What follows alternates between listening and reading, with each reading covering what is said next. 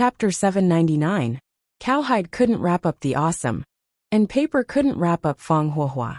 The fact that Yi Rou had become a heavenly Tao master was known by others.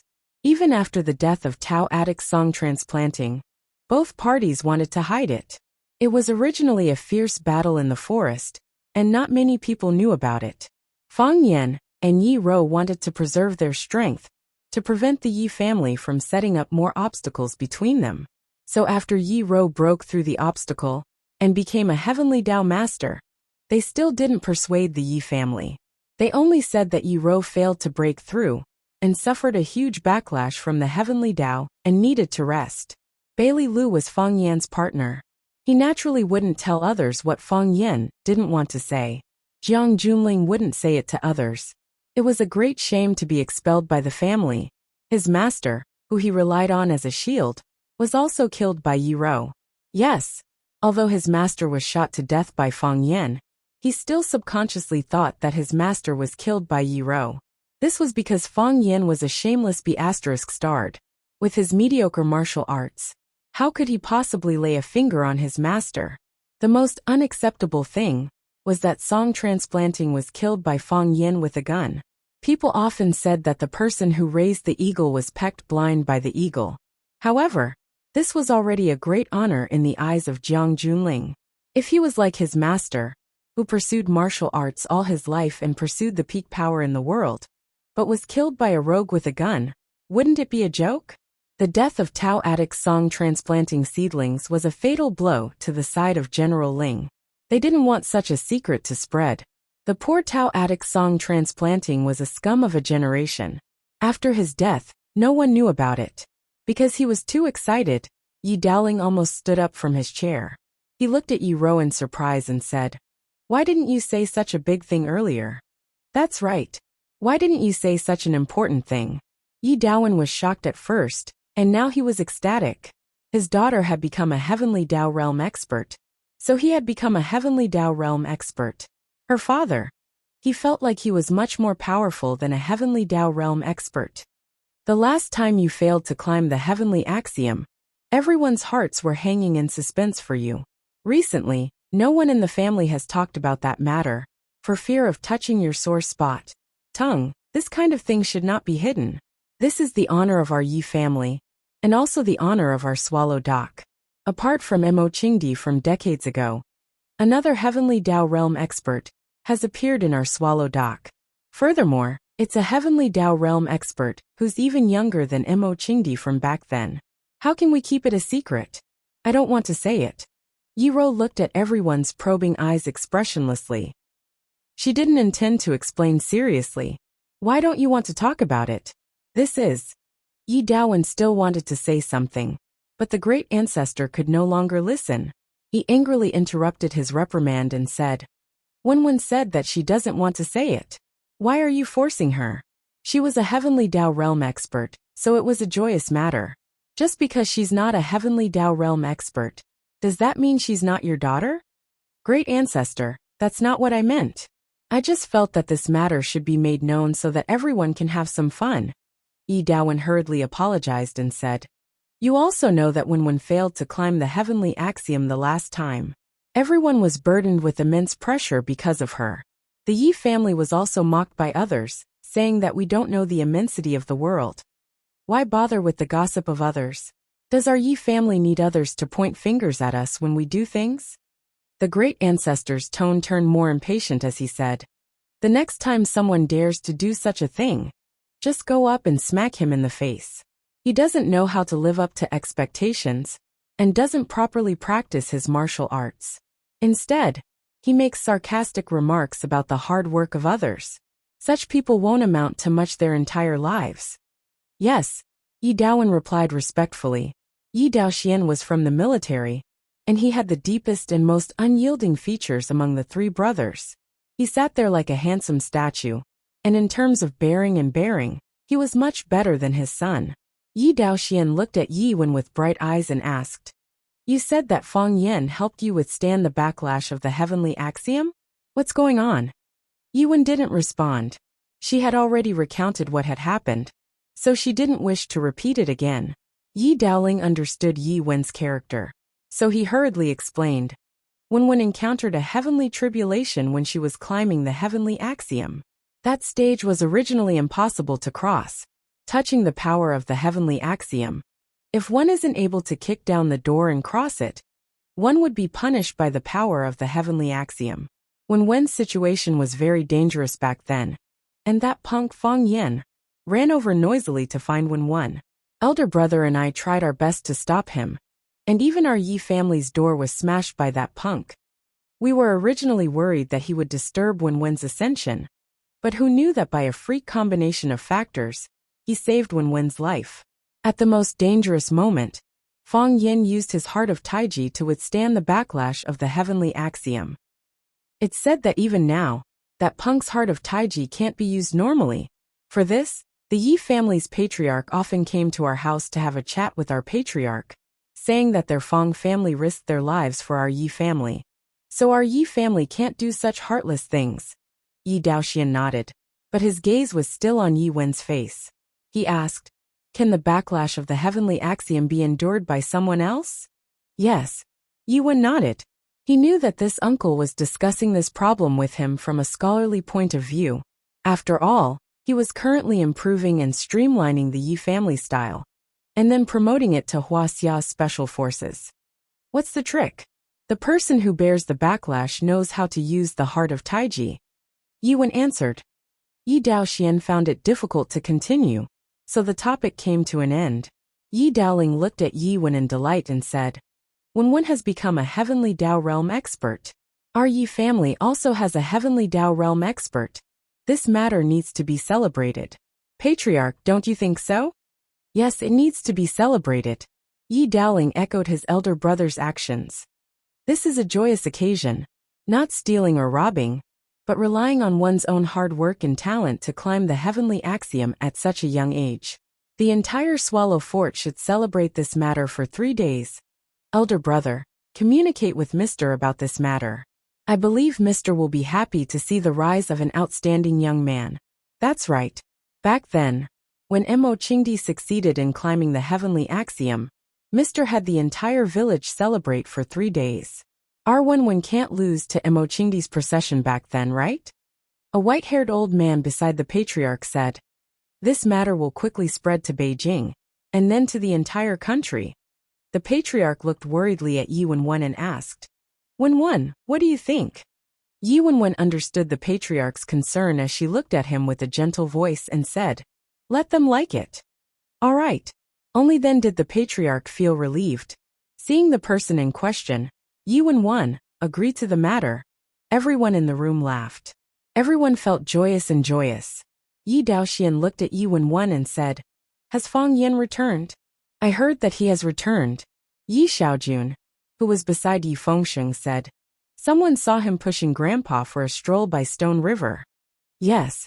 Yi Daoxian frowned and said, I heard that Fang Yen and the general family are fighting intensely. To the death. Yi Daoling gave an appropriate evaluation. He said, The last time Mr. brought Fang Yen to visit the general family, it was to denounce Fang Yen, and also to put an end to this matter on Fang Yan's behalf. However, the general family's old patriarch would rather banish the offending grandson from the family than let the matter rest. This time, the general family attacked in anger, naturally with the intention of not stopping until one side is dead. Yi Daoxian shook his head lightly and said, The general family, they have a lot of business. Although Fang Yen has some talent, he has just started out, and will most likely die in this battle. I don't think he will win. After a pause, Yi Daoxian looked at Yi Wen and said, Wen, I know that Fang Yen has helped you before, and I've heard some things between the two of you. However, you cannot get involved in this matter. If possible, you must keep your distance from Fang Yen. This matter is no longer just a fight between Fang Yen and a junior of the general family, but a fight against the entire general family corporation. We need to focus on our own development. There is no need to fight against that group of people. Yi Daowen deeply agreed and said, Wen, your uncle is right. Fang Yen is a good child and a very talented martial artist. But the two of you are not suited for each other. Since it is fated that you will not be able to be together in the future, then it is better to sever this relationship as soon as possible. In the future, Daddy will find you someone more suitable. Is that all right? Yi Daoling smiled without a word, but his eyes were paying attention to the changes in Yi Wenwen's expression. Yi Wenwen's expression did not change at all. She looked at her father before looking at Yi Daoxian and said, "There is no such thing as compatibility. If I like him, then he is suitable. If I don't like him, then he is not suitable." "You child." Yi Daowen was somewhat angry. To have his own words rebutted by his daughter in front of so many people, it did not look good on him either. "I will marry Fang Yan. I want to marry him." Yi Wenwen's voice was gentle and firm, but her tone had an unquestionable power.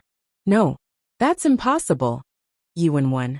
The voices came from different members of the Yi family, as though every member of the Yi family had a reason to strongly oppose this matter.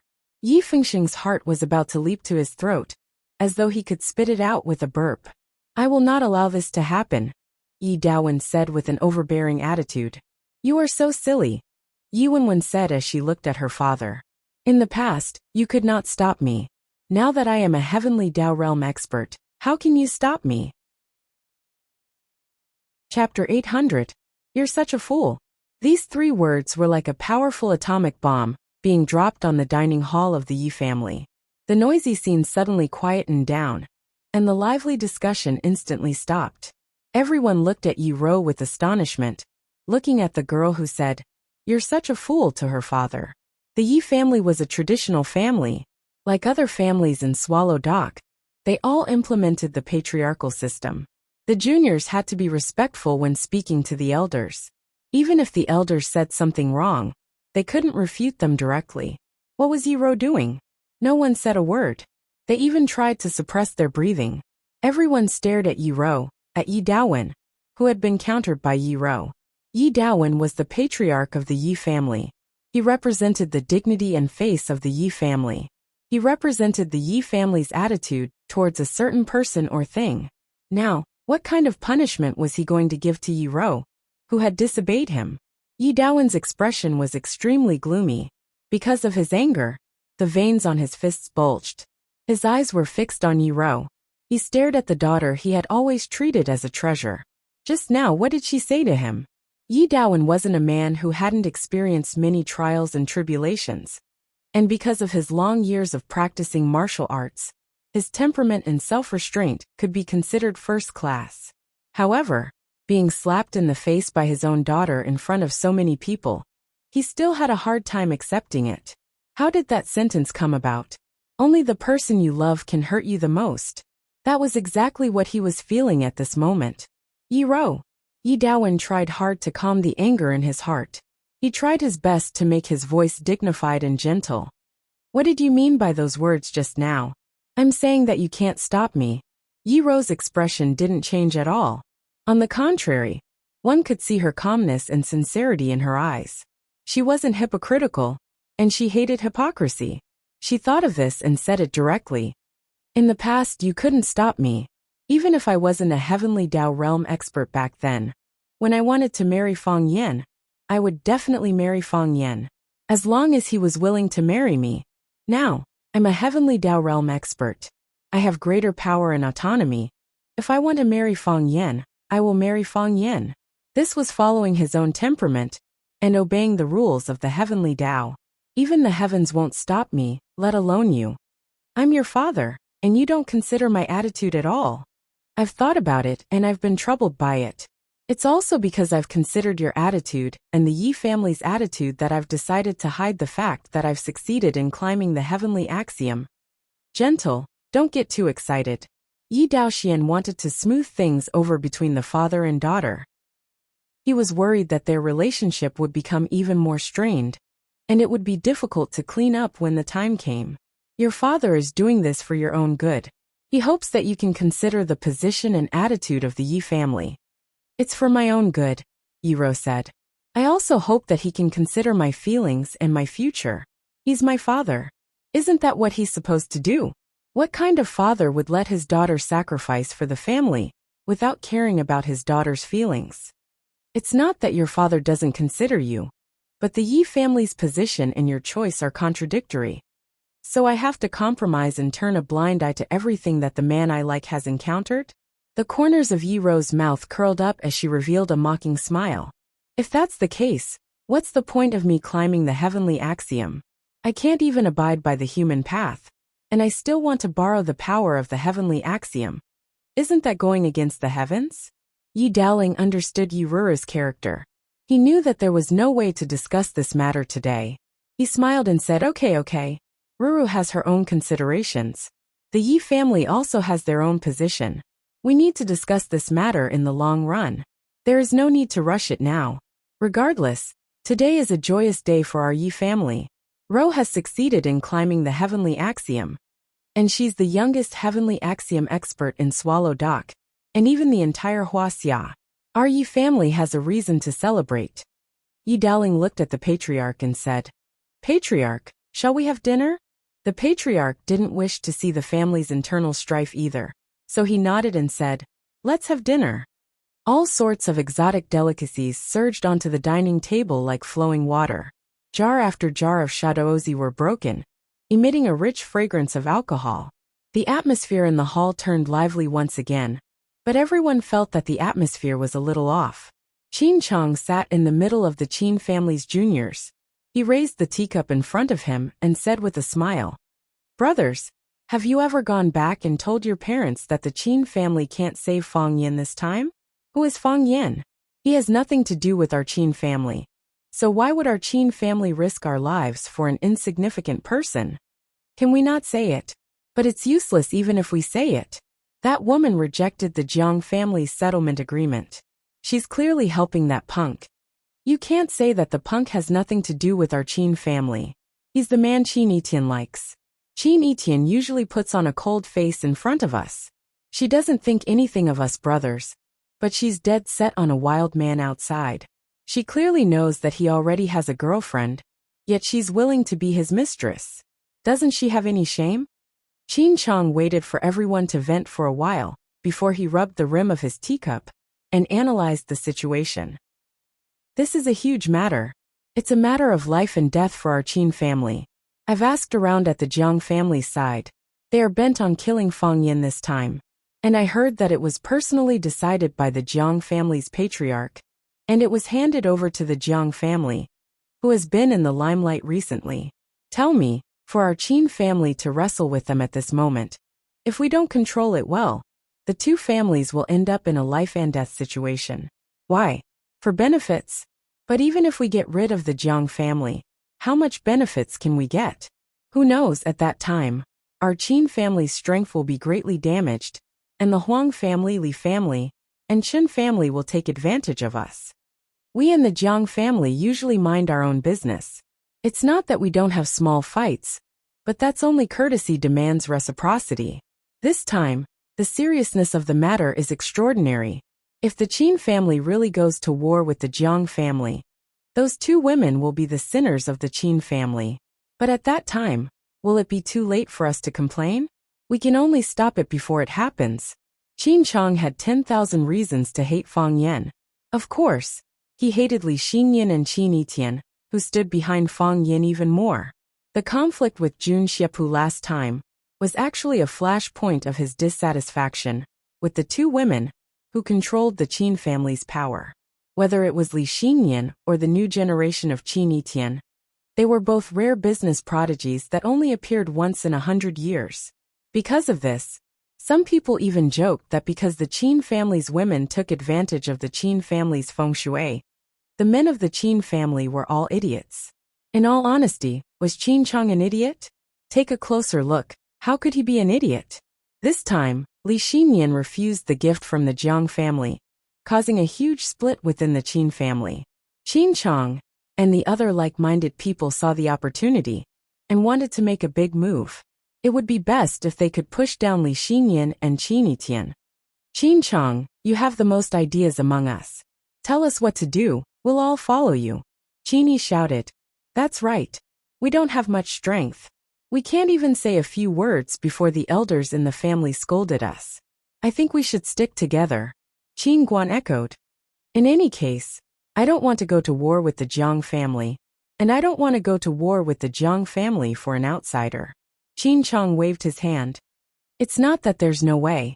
But as Qin Guan said, we don't have the strength to fight alone. As you all know, the Qin family is divided into two factions. One is for peace, and they agree to the Jiang family's agreement in exchange for all of Chao Yan's benefits. The other faction is for war. Although they didn't explicitly say that they want to go to war with the Jiang family, the Qin family rejected the Jiang family's offer. Isn't it clear that they want to go to war? Under the control and influence of those two women, my father is currently contacting the uncles in the family, as well as some of the direct descendants of the family, who hold important positions in various businesses.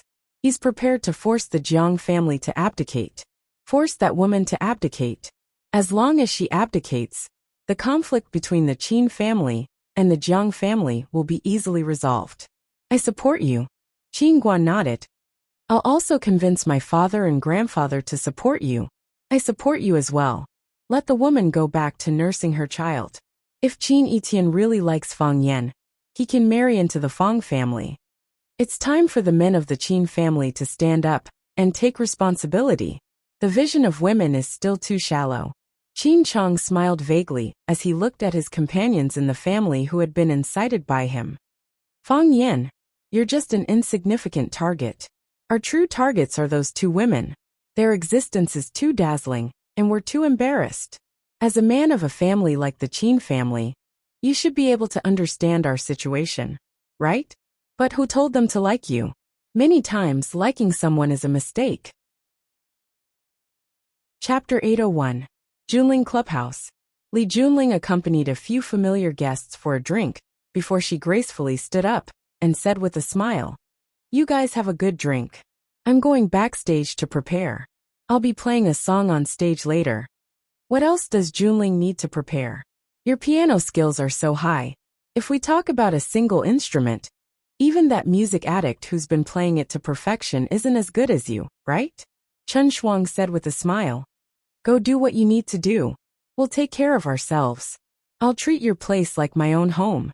If Music Addicts fans hear this, they won't let me off easily. Li Junling said with a smile. She patted her best friend Chen Shuang's hand and said, "See you in a bit." "See you in a bit." Li Junling warmly greeted every friend she met, and nodded to those who were a bit further away. Elegant and graceful yet dignified. The style of the piano goddess is indeed extraordinary. It's a pity that she's going to marry the one from the Qin family. He's really not much. It's just a pile of sh*t. As long as it comes from the Qin family, it's more nutritious than the sh*t outside.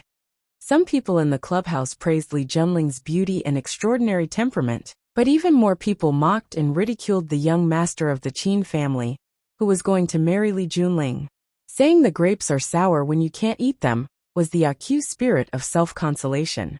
Li Junling didn't know what others were saying and didn't care. After she told the bodyguard at the door, she pushed open the wooden door of her private resting room. Near the window of the room stood a stalwart man in a white shirt. His facial expression couldn't be seen clearly, but just the side profile was enough to make people feel that he was extraordinarily handsome. Broad shoulders, thin waist, slender legs. His body proportion was comparable to that of a top male model. Li Junling's heart was filled with sweetness. She walked forward and hugged the man's waist from behind. She pressed her face against the man's strong back and said, "You've been so busy recently. How do you have time to come here?" "I missed you, so I came to see you," the man said in a teasing voice. Li Junling hugged the man even tighter and said, "I've always wanted to contact you, but when I found out that you went to Huaqing and heard that you were doing something so important, I resisted the urge. Besides, with our relationship, I'm not in a position to take care of you and care about you. Many times, I want to do something for you, but I don't know where to start." The man was silent for a moment and said, "The wedding is getting closer, right?" "They said it was before the new year," Li Junling said in a low voice. "There are only a few good days before the new year." No matter which one he chose, it would only take him a few days. In the past, he always felt that time passed too slowly, and every day felt extremely long. But now, I realize that time has passed too quickly.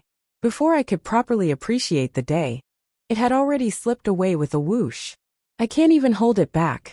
The man fell silent again. After a long time, he seemed to have made some kind of decision and said, "How about I tell Grandpa?" Li Junling smiled in a low voice and said, "This is not your style. Do you really dare to tell your grandpa about this?" "It's indeed not my style." The man squinted his eyes and smiled. "But for the woman I like, I should always be hot-blooded for once. What's the saying again? Who doesn't have hot-blooded youth? I've never been young, and I haven't done too many hot-blooded things. But for you, I'm willing to take a risk." Li Junling was moved to tears, hugging the man's body tightly and said, "I know you have this kind of intention, and I'm already very satisfied. Our family and the Qin family are too closely tied together. Qin Chong and I have already been engaged for a long time, and now we're at the last step. If you stand out at this time, how would they see you? How would your Jiang family see you? It's a bit difficult." The man's face was full of sorrow. "If I tell Grandpa about this, he'll definitely scold me for not being able to control my crotch, for not being able to take on such a heavy responsibility. The Qin family will also think that this is a great humiliation. Originally, they would have watched the dispute between our Jiang family and Fang Yin with cold eyes. After this, I'm afraid they have no choice but to come out and help Fang Yin fight against our Jiang family." I know everything," Li Junling nodded and said. "That's why I don't want to make things difficult for you. You're a very capable man, and it wasn't easy for you to get to this point. I don't want you to waste all your efforts because of me. I know very well how much effort you've put in to get to this point. But I still have to give you an explanation." The man sighed softly and said, "How many years have we known each other?" 7 years. Li Junling didn't hesitate to say the correct date. 7 years ago, we met at a Xiangshan charity banquet. Although we didn't say a word to each other at the banquet, when we left, we walked out one after another. We took a walk in Xiangshan, from halfway up the mountain all the way to Yanjing City. I didn't ask you where you came from, and you didn't ask me who I was. Then we walked until now." There was a gentle smile on the man's lips. He reached out to hold the back of Li Junling's hand and said, "Yes. 7 years from that night until now, it's been 7 years. So it's because of this that I can't let you go so easily. You're my woman in the past and in the future. I won't allow other men to touch you, and I won't allow you to fall into the arms of other men. I can't accept it." "But, no buts." There was a cold smile on the man's lips. He said, "Time, I just need a little time.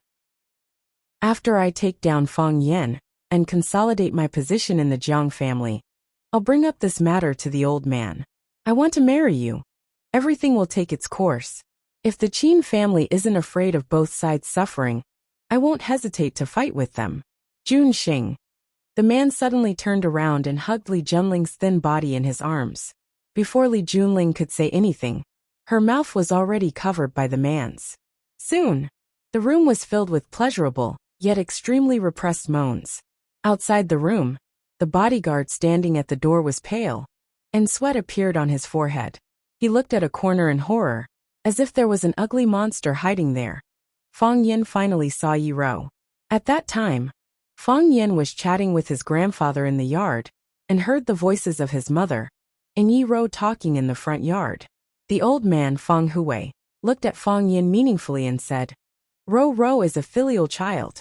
She will come to see your mother and me. Although she doesn't talk much, it's easy to feel her sincerity. She even brought gifts many times. The Firefox blanket I'm wearing is a gift from her. She said that the weather is getting colder and colder, and she needs a blanket to avoid getting cold. I heard that Yi Daoling brought it back from Yanjing and gave it to his ancestor, but she sent it to me. Have you talked to Ro about that? Not yet. Fang Yin shook his head. You have to find a way to solve this shameful thing yourself. I only have one request: you can't deceive Ro. Fang Hui said seriously. I know. Fang Yin nodded heavily and said, I will find a chance to talk to her. If you can deceive her for a lifetime, you don't have to say anything. Fang Hui blinked and added, Anyway, I want a grandson or a granddaughter. The Fang family is short of people. Not so fast. It's as easy for other people's children to give birth like a hen laying eggs. Yi Fengxing won the girl of the Bailey family without a word, and the wedding will be held on New Year's Day. He said that he already has a child. Why is it so difficult for you? Are you? Feng Hui's eyes swept over Feng Yan's body and asked, "What's the problem?" While the grandfather and grandson were talking, Yi Rou had already walked over from the front yard. She glanced at Feng Yan, then took the initiative to greet Feng Hui. She handed over the basket of pastries in her hand and said, "I just made these today. I know you like them, so I packed a basket for you." Feng Hui laughed with the basket in his arms and said, "I understand what Rou means. You're sending delicious food to shut Grandpa's mouth. Okay, I won't say anything. I'm going to my room to eat pastries. You two young people can go out and have a walk." Yi Rou didn't look shy. She looked at Feng Yan and said, "Let's go out for a walk."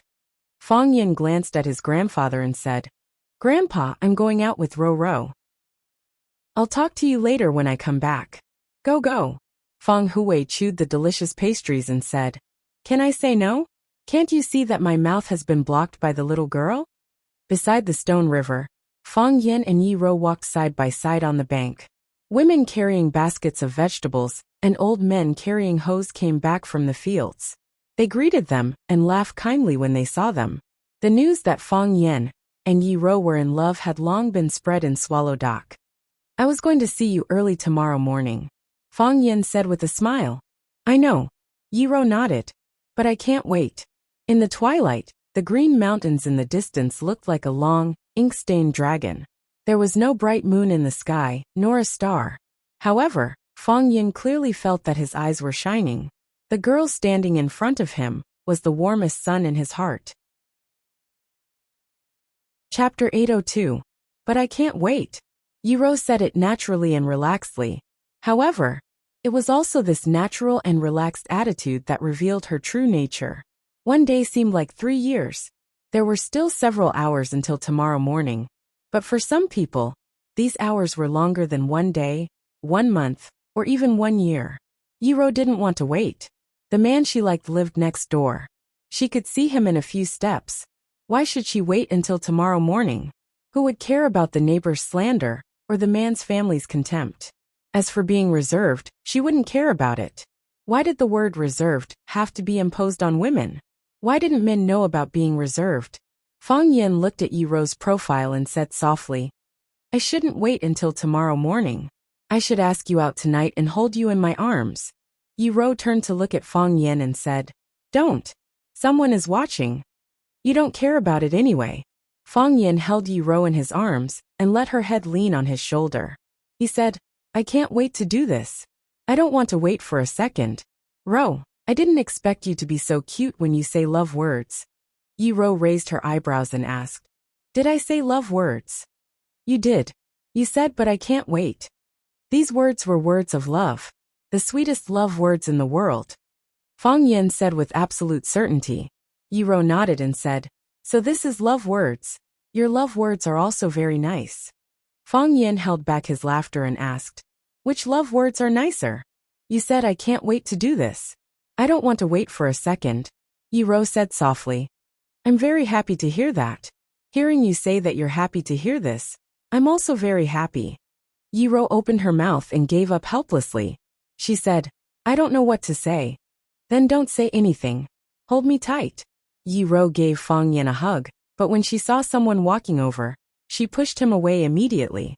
Feng Yan felt wronged and said, "Do you know that in a normal relationship, if a girl does this kind of action, it will hurt a man's self-esteem?" Yi Rou nodded and said, "I know, but I think you're different." "You're right, I'm different from them." Feng Yan grinned and said, "They are all little kids. How can they be compared with a mature man like me? We are more broad-minded and can tolerate more things that young people can't bear. You are thick-skinned, so you can take more blows. You shouldn't feel hurt." The corners of Yi Rou's mouth curled up with a pleasant smile. She was willing to attack Feng Yan like this and tell his friends some jokes about Feng Yan's shamelessness. Feng Yan definitely didn't know that when they were young, she was actually very envious of Feng Yan's friends wherever he went. Whether it was when he bullied her or did other bad things, there would always be a group of friends around his age who would cheer for him. Of course, there were also boos. No matter what, they all liked him very much. Even her cousin, Yi Fengsheng, was one of them. At that time, she was always alone. You misunderstand me, Fang Yan said with a bitter smile. Yi Rou stopped under an old willow tree by the river. She looked at the dark and deep river with a trace of silver floating on it and asked, Fang Yan, how are you? I'm very good, Fang Yan said with a smile. What about the Jiang family? I hope they're not so good. I knew you're this kind of person. Yi Rou's eyes brightened, and her voice became light. No matter how strong your opponents are, you won't be easily defeated by them. In the past, the Qinya military department was an opponent that we had to look up to. But in the end, they still lost to you. Although I know you're sincerely praising me, I still can't help but want to correct a mistake. No matter how strong my opponents are, I won't be defeated by them. You used the word easily. Using the word easily doesn't sound right. It sounds like they can defeat me if they put in a bit more effort. That's impossible. But it's still very difficult, right? Yi Rou asked. It's very difficult. The smile on Fang Yan's face gradually disappeared. He said with a heavy voice, It's not easy to be an opponent like the Jiang family. If you're not careful, you'll lose everything. That won't happen, Yi Rou said. What won't happen? Even if you lose, you won't lose everything. A faint blush finally appeared on Yi Rou's cheeks. She turned her eyes to the surface of Shahizi and said softly, You still have me. Fang Yan beamed and said, Rou, why are you so cute tonight? I feel like I'm not afraid of you anymore. Yi Rou stared at Fang Yan and asked, Were you afraid of me before? I wasn't afraid. I just respected you a little. I couldn't help but want to respect you. But I was still afraid. Yi Rou said, I really wasn't afraid. If I was afraid of you, why would I want to marry you? Am I right? Fang Yan, I want to talk to you about something. Rou, I also want to talk to you about something. Fang Yan looked at Yi Rou and said with a serious face. Yi Rou pondered for a moment and looked at Fang Yan thoughtfully. She nodded and said, Okay. What do you want to say? You know about the existence of Lu Chaoga, right? Yes. You two used to live together in Rosefinch. When Chiba challenged you in the Ministry of War, I saw her in the small courtyard where you lived. Yi Rou had a very good memory. She certainly wouldn't forget that she had seen Lu Chaoga before. Pausing for a moment, he added, A very capable and charming woman. When she saw me, there was wariness and hostility in her eyes. But she didn't know about it. Between me and her, Fang Yan dodged her eyes and didn't dare to look into Yi Rou's eyes. Before seeing Yi Rou, he felt that he had made enough mental preparation. He felt that it was his fault, and he had to bear the responsibility. He wanted to confess to Yi Rou. He wanted to beg for Yi Rou's forgiveness, or accept Yi Rou's unforgiveness. In any case, he had to let Yi Rou know. Otherwise, if the truth was exposed, it would hurt Yi Rou and Lu Chaoga more. Of course, the current situation itself was a kind of injury. Have you slept together? Yi Rou asked aloud. Can you imagine how Fang Yan felt at this moment? He just wanted to drink some water. But someone fired a powerful water gun and sprayed it on his face. Fang Yan stared at Yi Rou and asked in surprise, How do you know? Grandpa told me. Yi Rou said expressionlessly, I've only heard of people who set up their fathers. How could there be someone who set up their grandson? Fang Yan felt that he was killed by the old man and his family. Didn't we agree that? Let me solve this matter by myself? Didn't we agree that? I must confess by myself and no one can help me? Didn't we agree that I shouldn't hide it, or hide it for the rest of my life? Grandpa, what the hell are you playing at? Don't you know that you will kill me by setting me up like this? Don't you understand that love is sometimes very fragile? Of course, Grandpa didn't understand. At that time, they must have been arranged by their parents. They didn't even know what their grandmother looked like before they entered the bridal chamber. The muscles on Fang Yan's face twitched. After swallowing a few mouthfuls of saliva, he looked at Yi Rou cautiously and asked, Grandpa, what did he say to you? Nothing much. Yi Rou's expression didn't show any sadness or joy. She said lightly, He just asked me if I like Lu Chaoga. Ah, Grandpa asked me if I like Lu Chaoga. I'm not familiar with Lu Chaoga. Why would he ask me this question? Of course, it's because you are familiar with her. Fang Yan, I just don't want to think about it. But I'm not stupid. Grandpa has already hinted so clearly. How can I not know what he means? I think the relationship between you two must be extraordinary. Otherwise, you and Grandpa wouldn't be in such a difficult position. Yiro's expression became serious. She looked at Fang Yin with murderous eyes. Yes, it was indeed murderous. Yiro, who had entered the heavenly Dao realm, gave people a feeling of gentleness like water. Even the coldness from before had melted a lot. She looked like an ordinary woman. However, at this moment, Yiro was filled with danger. It made people feel the biting cold aggression that could kill with a touch. Yiro looked at Fang Yin and asked in a deep voice, Fang Yin, aren't you afraid that I'll be angry? Plop. Fang Yan's body retreated continuously, and his back leaned against the hard stone wall of someone's house. He looked at Yiro with a sad face and said, I'm ready. You can do whatever you want. Of course, I know this still won't solve any problem. So before you make any decision, can you listen to me first? I don't like to listen to nonsense. Yiro's tone was cold. I know. Fang Yin said in a deep voice, I love you. Chapter 803. I love you. For true lovers, these 3 words were worth a lot of gold.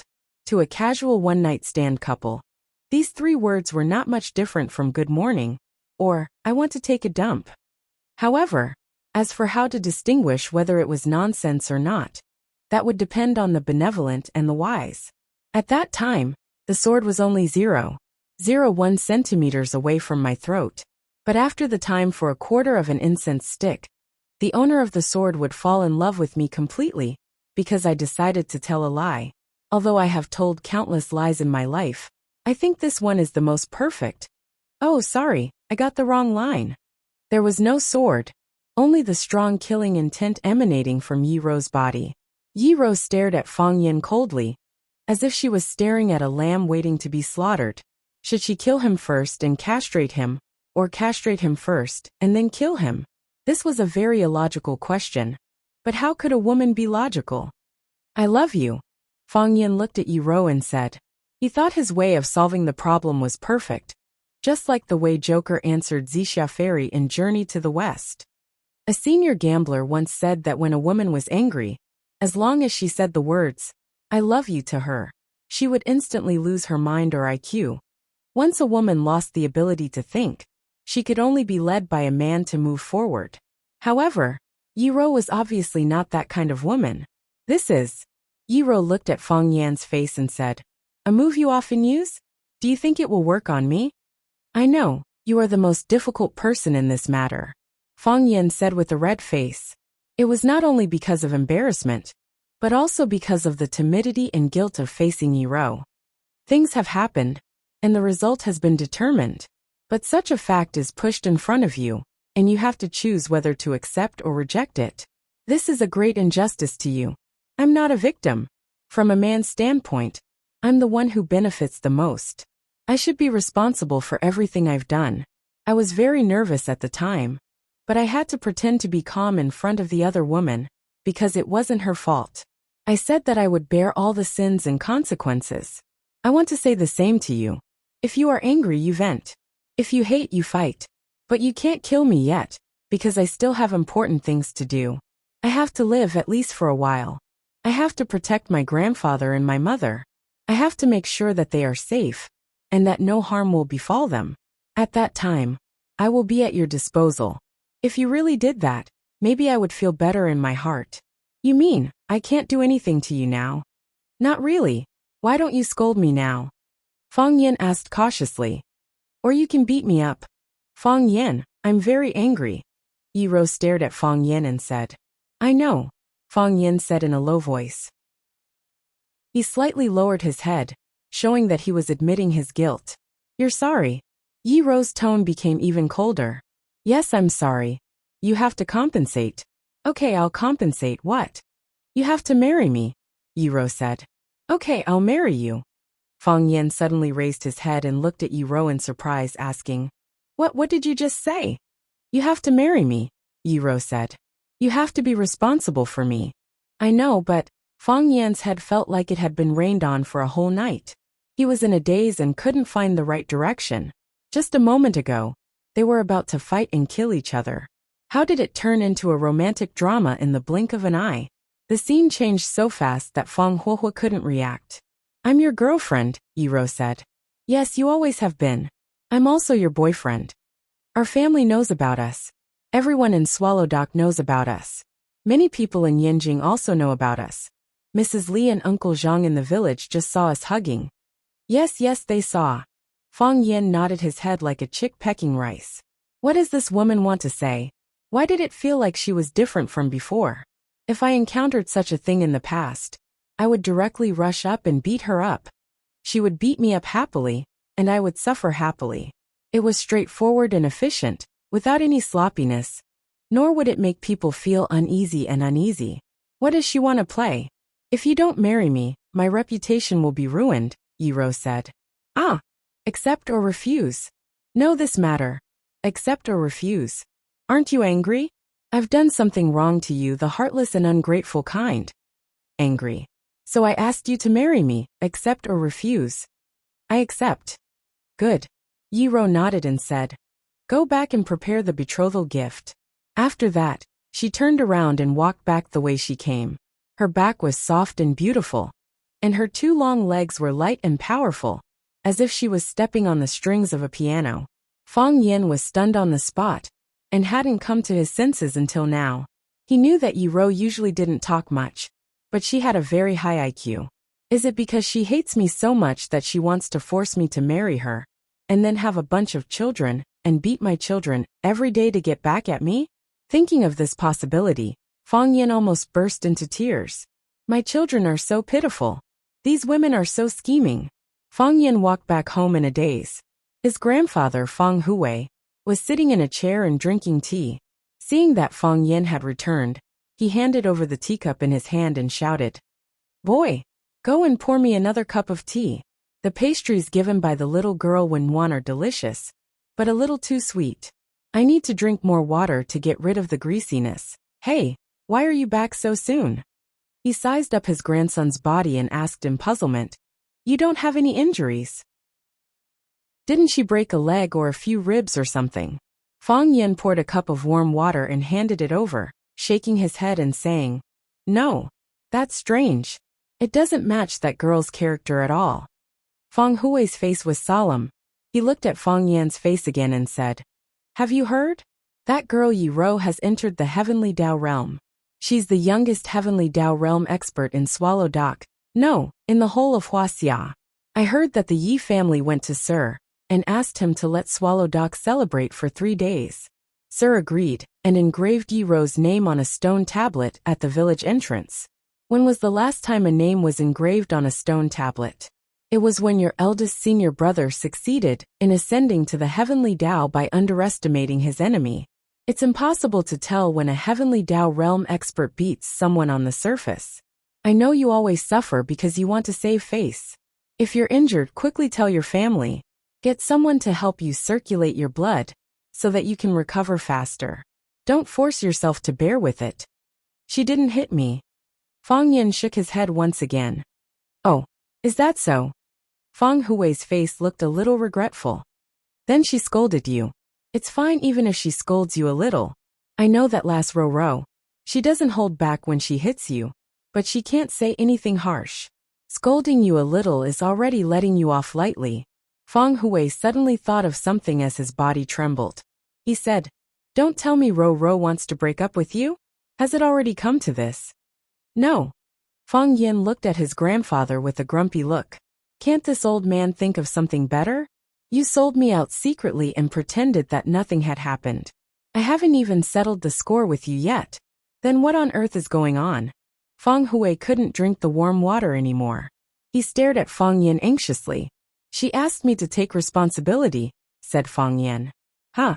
Take responsibility? How? Things have already happened. You can't do anything to Miss Zhaoga, can you? She asked me to marry her, said Fang Yin. She said that everyone in the village knows about us. If I don't marry her, it will be bad for her reputation. I'm very worried now, said Fang Yin. Worried about what? Worried that your great-grandson will be bullied by his mother, said Fang Yin. She doesn't want to get back at me, so she wants to get back at my son. When my son is born, he won't have a good life. Isn't that right? Smack! The old man Feng Hui smashed a sandalwood stick at Feng Yan's head and scolded. Are you possessed, boy? Yi Rou wants to get back at you. So she forced you to marry her to give birth to a son for you. And then bully your son? I'm just worried.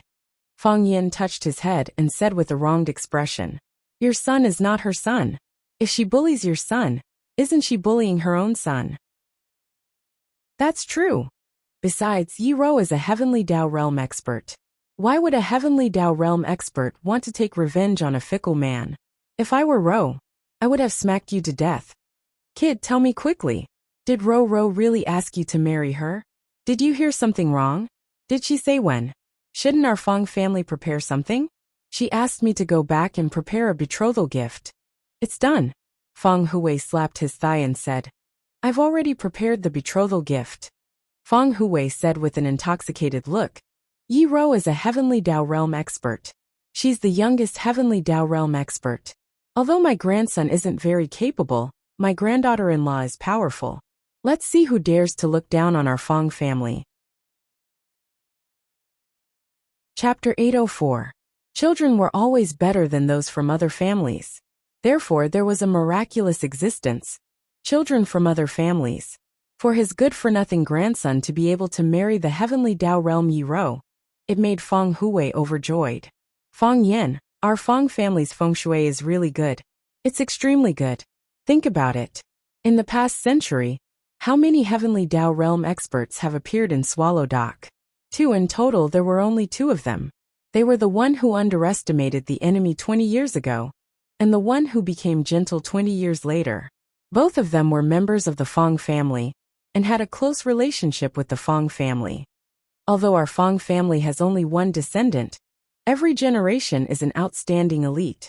Although outsiders think that each generation is worse than the last, 20 years ago, due to Azure Dragon underestimating enemy's existence, our Feng family was not to be belittled. This time, if what you say is true and reliable, and Yi Rou is really willing to marry you, willing to marry into our Feng family, then our Feng family will have another Heavenly Dao Realm expert. When we return from underestimating our enemy, our Feng family will have 2 Heavenly Dao Realm experts holding down the fort. Old Man Feng's face flushed red as he danced in joy. He was so excited that he couldn't even speak properly. 2 Heavenly Dao Realm experts. How powerful would that be? There are only a few Heavenly Dao Realm experts in all of Huaxia. At that time, even if you were an idiot, no one would dare belittle you. Grandpa. Feng Yan was very displeased with the old man's words. Why did he become an idiot?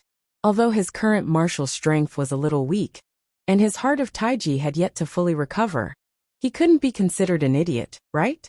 He still had a mind that was good at scheming, and he had the intelligence to devise strategies. He also had a handsome face and an outstanding bearing. How could he be an idiot?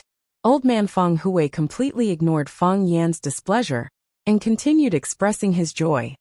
Do you know what it means for Yi Rou, who is at the Heavenly Dao Realm, to marry into our Feng family? It means that our Feng family will rise again. It means that no one will dare to bully our Feng family again. It means that your battle with the general family, that bunch of bastards will have to consider if they can withstand the revenge of our Feng family's women.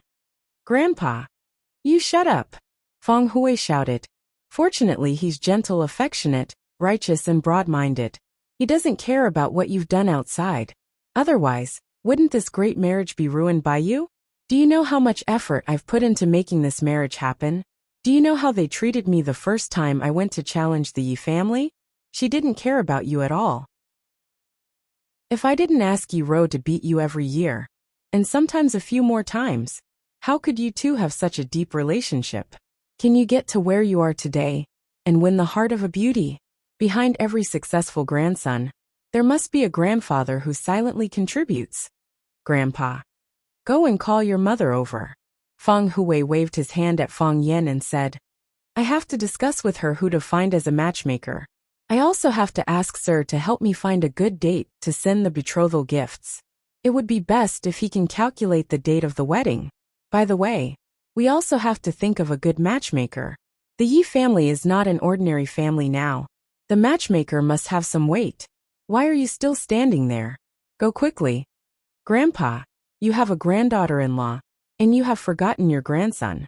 Besides, you haven't married your granddaughter-in-law yet. Only then did Feng Hui take a serious look at Feng Yan. He chuckled and said, I've told Wen Rowan that if you make that kind of emotional mistake again, she doesn't need to do anything.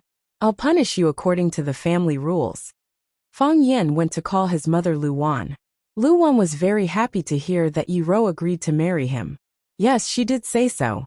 Then she began to discuss with Feng Hui about who to find as a matchmaker, what betrothal gifts to send, and when to set the date of the engagement and the wedding. Feng Yan stood there for a long time and found that he was completely invisible. He was a little confused. Wasn't he the one who was going to get married? Why didn't anyone ask for his opinion? I might go back on my word, Feng Yan thought to himself. Soon, he shook his head and gave up the idea. I'm just being reserved. If I can marry Yi Rou, I'm willing to be beaten by her every day. Winter hadn't come yet, and the first snowflake was still far away. But Mr. Feng had already put on a thick gray robe, as if he couldn't stand the early cold in the hollow of Swallow Dock. Mr. Feng carried a dung basket on his back and a dung bag in his hand. He casually picked up the dung from the animals at the foot of the road while talking to Feng Yan. Ro is still ahead of you. There was a comfortable smile on Mr. Feng's face, which was a compliment to the outstanding achievements of the younger generation of Swallow Dock. People used to say that Yi Rou was a rare martial arts prodigy in Swallow Fort. That's right, but it's also wrong. Seeking for martial arts is a mysterious thing. Some people take the first 99 steps, but they get stuck at the last step, and it's hard for them to take the last step in their lifetime. Some people fall behind by 99 steps, but the latecomers catch up, as if they took the 100 steps in one night. At that time, there were 4 people in Swallow Dock who stood on the same level. Yi Rou, Bailey Liu, and Bai Xiu. I'm not praising Bai Xiu because he is my apprentice, but because he really has the talent in this area and can give people enough expectations. And you can't deny that he worked harder than the 3 of you. Feng Yan nodded and said, I don't deny that. Bai Xiu worked harder than us. He wasn't a member of Swallow Dock, and he couldn't integrate with us. Because he came from the outside, and because he was too outstanding or too hardworking, we all ostracized him, whether intentionally or unintentionally. Perhaps this was also the cause of everyone's deep resentment. At that time, we were indeed too young and impetuous, and did a lot of things wrong. What choice did we have at that time? Mr. Feng shook his head and sighed. It's natural for young people to fight and quarrel. Even ordinary young children will quarrel for years and not speak. What's more, this is Swallow Dock. If you're not convinced, I won't admit defeat. Isn't that a very normal thing? It's still the mentality. If the mentality is crooked, the steps will also be crooked. Swallow Dock can't tolerate him. Mr. Feng picked up a pile of dried cow dung on the ground and carried the dung basket forward. But now, only Yi Rou has stepped onto the Heavenly Dao, becoming the youngest Heavenly Dao realm expert in Swallow Dock. So she's ahead of all of you.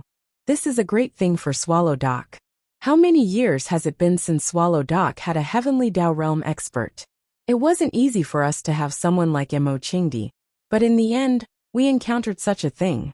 So when Daowen came to me to ask Swallow Dock to celebrate this matter for 3 days, I agreed immediately. With such a thing happening, I'd be happy even if it's a 30-day celebration. Feng Yan nodded and said, It's indeed something to be proud of. Gently stepping onto the Heavenly Dao is very beneficial to us. Bailey Liu has been like a madman for the past few days, trying to find a way to break out of the cage. Such matters can't be rushed. It comes naturally and goes with the heart, Mr. Feng said with a smile. So are you ready to marry Tingwan? That's the case, Feng Yan said with a nod. Then he looked up at Mr. Feng and asked, Does Mr. Feng already know? I knew a long time ago, Mr. Feng said. Feng Yan smiled and said, I've troubled everyone regarding Gentle and me. It is indeed troublesome, Mr. Feng said with a nod. Before you came back, when one came to see me. Oh, Fang Yin looked at Mr. Fong with a puzzled gaze and asked, "What did Gentle look for you for?" "She said she wanted to marry you," Mr. Fong said. "Back then, why did she look for you to say this?" "You should know what Gentle's ascension to the heavenly Tao means to the Yi family, right?"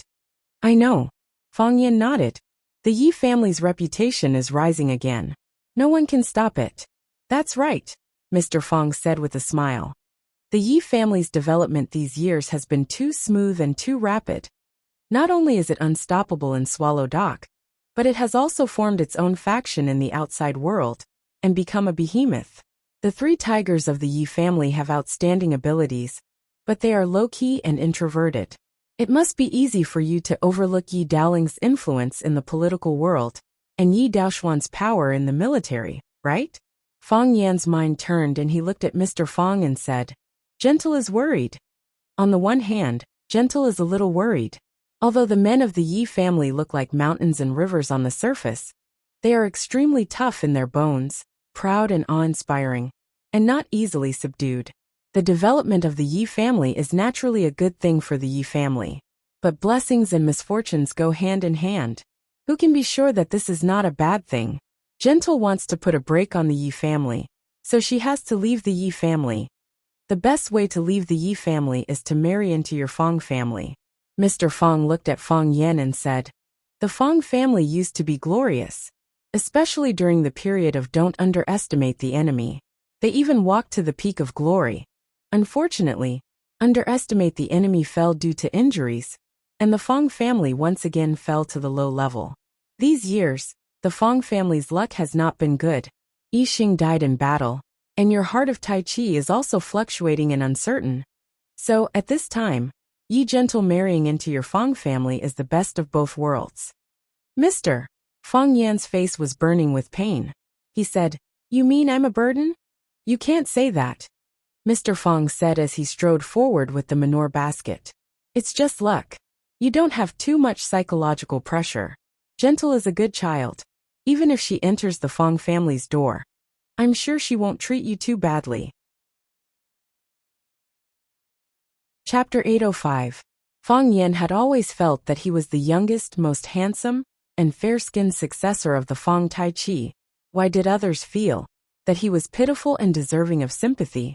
He could be Fang Yen, the Fang Yen who fought against the Qingye military department, the Fang Yen who killed the father and son of the Jiang family, the Fang Yen who forced Jiang Junling to be expelled from the family, the Fang Yen who killed the Tao addict Song Zhenyang, one of the 7 addicts of Huaxia, the Fang Yen of Tiger Sawflower City, and the Fang Yen who fought against the Jiang family head-on.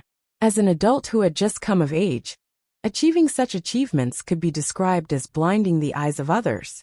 Why was it that when it came out of everyone's mouths, they all seemed to despise it?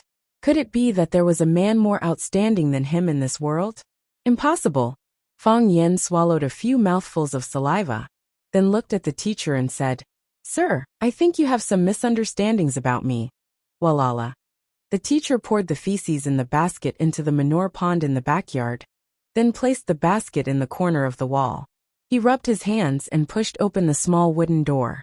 He washed his hands by the well in the yard, then took a black towel and wiped his face. Only then did he look at Fang Yen and ask, "What misunderstanding?" "I think I'm quite powerful too," Fang Yen said. The teacher grinned and asked, "How are you powerful?" "The Jiang family has always wanted to kill me, but they haven't been able to until now, so I'm very powerful. How many of the people the Jiang family wants to deal with are still alive and well?" Fang Yen said with a serious expression. "Moreover, I might not lose. Have you ever thought that the Jiang family might lose this time? If the Jiang family loses, what will the result be? How will other people look at this matter? What kind of expression will they use to look at me?" The teacher rubbed his wrinkled old face and nodded. "What you said is not impossible. I think you won't lose." Fang Yen was overjoyed and asked, "Do you think I will win?" "It's also hard to win," the teacher said. "You're in a dilemma now." Fang Yen began to dislike Sir. He had changed. He had become very strange, almost like his 2 masters. If you have something to say, can't you just say it all at once? Why did they have to make it so complicated? The man didn't care about Fang Yan's disdainful look. He pushed open the door and walked in. He sat down on his old rattan chair, as if his body was exhausted. He waved at Fang Yen and said, "Go pour me a cup of tea." "Oh." Fang Yen responded. He saw a big teapot on the table, and poured a big bowl of herbal tea from the teapot and handed it over. The teacher didn't take it and shouted angrily, "You brat, you're too insensible. I'm already so old, and it's such a cold day, and you're giving me this kind of herbal tea. Aren't you afraid of freezing my body? If your grandfather asked you to pour tea, would you pour this kind of herbal tea for him?"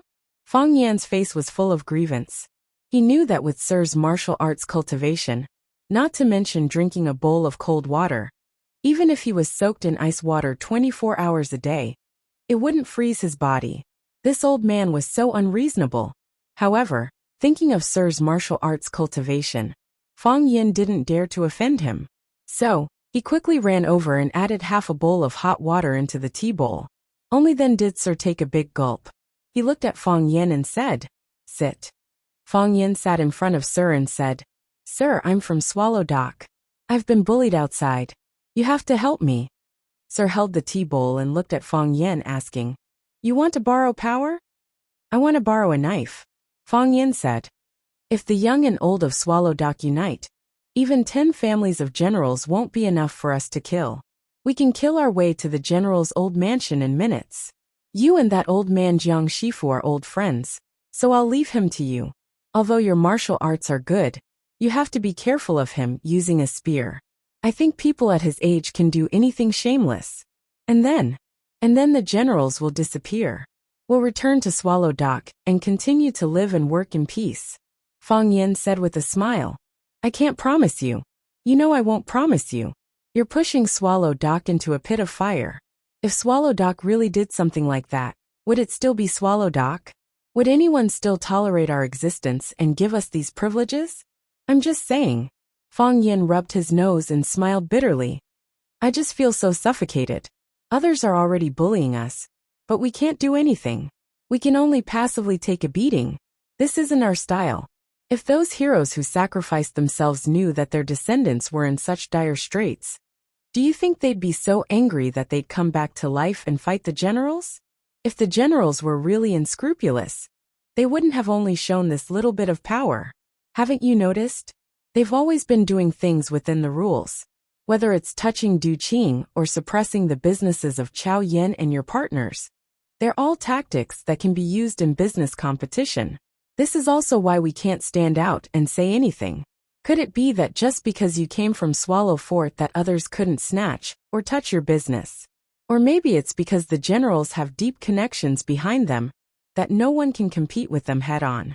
This is obviously unreasonable. But it's immoral for them to kidnap people," Fang Yin said angrily. Master glanced at Fang Yin and said, "You killed the Tao addict Song Zanyang. Will the generals jump out and reason with you? So no one is actually willing to reason with us now." "No. On the surface, everyone is reasonable. On the surface, they're not reasonable. In private, there are many things that can't be done. Master, you're not willing to come out. Why do you need to come out?" Master smiled. "If you sit here and don't move, the people behind the generals can't move either. If you move first, they'll follow suit." "That's true." Fang Yin sighed. Fang Yan's hands and feet were tied. The generals also couldn't use more of their power. If he didn't have an existence like Swallow Dock behind him, they could probably do a lot of things to make him disappear into thin air. Now that he had to act economically, he had to admit that they must be very uncomfortable. "You're right about one thing," Master said. "Which one?" "You said you're very powerful," Master said. Fang Yin grinned and said, "Master, do you really think so? Do you know why I don't think you'll lose? Because I can't see through you." Master finished half of the tea in his bowl, then handed the empty bowl to Fang Yin and said, "I've seen through so many people, but there are only 2 I can't see through. One is Bai Xiu, and the other is you. Master Zhang has a bad eye for people. I told you a long time ago that Bai Xiu wasn't a good person, but you didn't believe me. Now do you know why I kept my distance from him?" "That's true," Master smiled bitterly. "But I can see that you have a drive in your bones. This drive is very terrifying. It can make you do anything. Even if you suddenly defeated the generals tonight, I wouldn't be surprised at all. Because I don't know what you can do. I can't even guess what you're planning. To get to where you are now, isn't it because of this drive? I'm currently taking a beating, Fang Yin said. The situation in Flower City isn't very optimistic. I'm planning to return tomorrow after seeing you. What kind of logic is that, leaving your friends behind? The men of Swallow Dock can't do such a thing. Master looked at Fang Yin and said, You won't go back. Why do you say that, Master? Because you didn't get anything. What? You didn't get anything from this trip back to Yanjing, Master said. That's not your style. What do you mean, Master? You came to Yanjing at the most critical moment in Flower City, which means you must have some plans in Yanjing. If you didn't get anything, why would you leave Flower City at this time? Didn't I say that I came to Yanjing to get reinforcements? Fang Yin spread his hands and shrugged helplessly, saying, I just didn't get any reinforcements. If you didn't come to Yanjing, wouldn't you know the final result of this trip? Whether the Qin family will make a move, whether Qin Etienne will make a move. Couldn't you have calculated all of this? Master looked at Fang Yin thoughtfully and said, Fang Yin, what do you want to do? Fang Yin looked at Master for a long while, then got up and bowed to Master, saying, Thank you for your advice, Master. I know what to do. With that, he turned and walked out of the door of the small house. Fang Yin, Master called out. Fang Yin turned to look at Fang Yin and asked, Master? I've already announced the news of Wenruru successfully climbing to the Heavenly Dao realm. Swallow Dock will celebrate for 3 days. I've also spread the news of you and Wenruru getting married, and the day of the wedding has been chosen. It'll be on the 8th of the 12th lunar month. It'll be appropriate for you to get married. Fang Yin stood in the yard and bowed to Master again, saying, Thank you, Master. Master waved his hand and said, Go do what you need to do. You can lose, but you have to come back alive. If you're alive, there's hope. If you're dead, you're just a handful of dirt. Fang Yin smiled and said, Don't worry, Master. I definitely won't lose. Chapter 806. Qin Chang was very busy these 2 days. He was busy contacting the direct descendants of the Qin family to form an anti-feminist alliance, helping each other and working hand in hand. Those who were strong would contribute, and those who were weak would fool their parents to contribute. No matter what, he had to overthrow the 2 mountains that were riding on the heads of the Qin family's males. Qin Chang was very busy, and it was worth it. He found that almost all the young men of the Qin family were not satisfied with Li Xinyan and Qin Etienne taking over the power of the Qin family. They were all dignified 7-foot men. They had manners and were capable. How could they live with such a small amount of dividends every month? A real man should take over the power of the Qin family. No matter what, they had to drive the mother and daughter away this time. As for who would take over the power of the Qin family, it was not up to him as a junior to decide. However, he personally thought that his 4th uncle was very qualified. He was his father's brother, and he had doted on him since he was a child. If 4th uncle were to take over, she would become the Qin Etienne she was now. Just thinking about it made her feel a little excited. Mansion number 1. In order to avoid being noticed, Qin Chang had arranged for everyone to gather there. The other brothers were running around outside, while he stayed in the center to collect information and control it. Qin Guan, how is your contact? Qin Chang asked when he saw Qin Guan striding into the room. Qin Guan asked the servant to bring him a cup of Longjing tea. Then he answered Qin Chang's question. My father, my mother, and my uncle have made a decision. They said that some things should be considered carefully. The Qin clan had a lot of men, and the children were all capable. How could they be allowed to idle around all day and do nothing? They have to find opportunities to gain experience, don't they? Qin Chang was overjoyed. He said with a smile, Your father and your uncle are willing to stand up for us. Our chance of success has increased by 10%. I'd like to see how they will talk this time. I'm afraid that the elders in the family. Qin Guan reminded him. Do you think the elders in the family are willing to side with the mother and daughter? Wasn't it for the stability and unity of the Qin family? If they see that the people of the Qin family have changed their minds, and everyone wants to kick them out of power. I'm sure at that time, they will go with the flow and agree to our request. Qin Chang excitedly analyzed the situation and said, "Besides, don't your grandpa and my grandpa want their children to go there? Now that the opportunity has come, isn't it natural for them to give it a push?" Qin Guan nodded repeatedly and said, "Big brother, it seems that we can succeed this time." Of course. Qin Chang's expression was incomparably firm. This is not only our thoughts, but also the thoughts of all the uncles in the family. Think about it. 2 women forcefully oppressing 2 generations of men in the Qin family. Who would feel good? Their current situation is our future. What we have to go through in the future, they have endured for many years. This is a war of justice. Anyway, I'll follow you. Qin Guan smiled and said, "Brother, your wedding date is approaching, right?" Qin Chang patted his head and said with annoyance, "Look at me.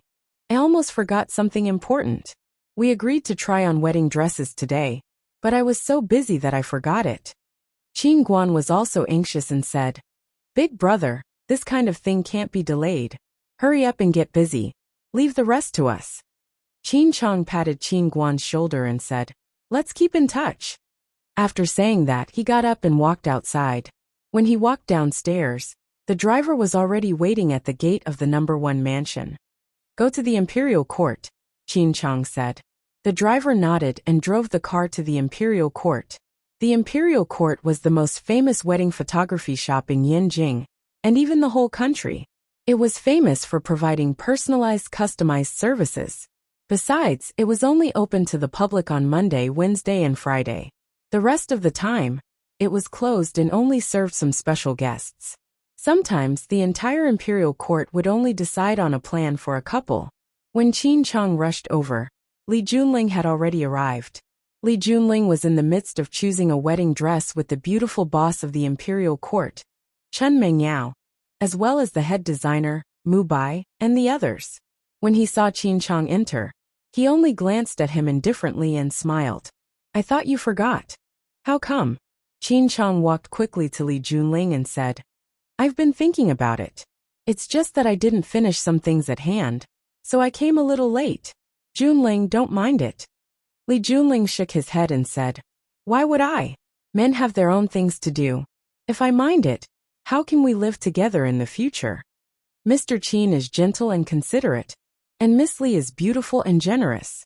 What an enviable couple." The beautiful boss of the Imperial Court, Chen Mengyao, complimented them.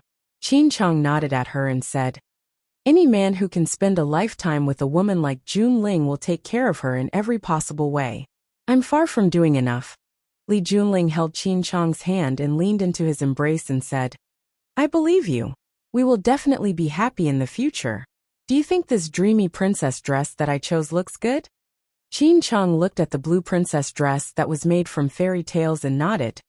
"Junling is a princess. You will definitely look good in this wedding dress. You will be the most beautiful bride in the world. There are a few more in front.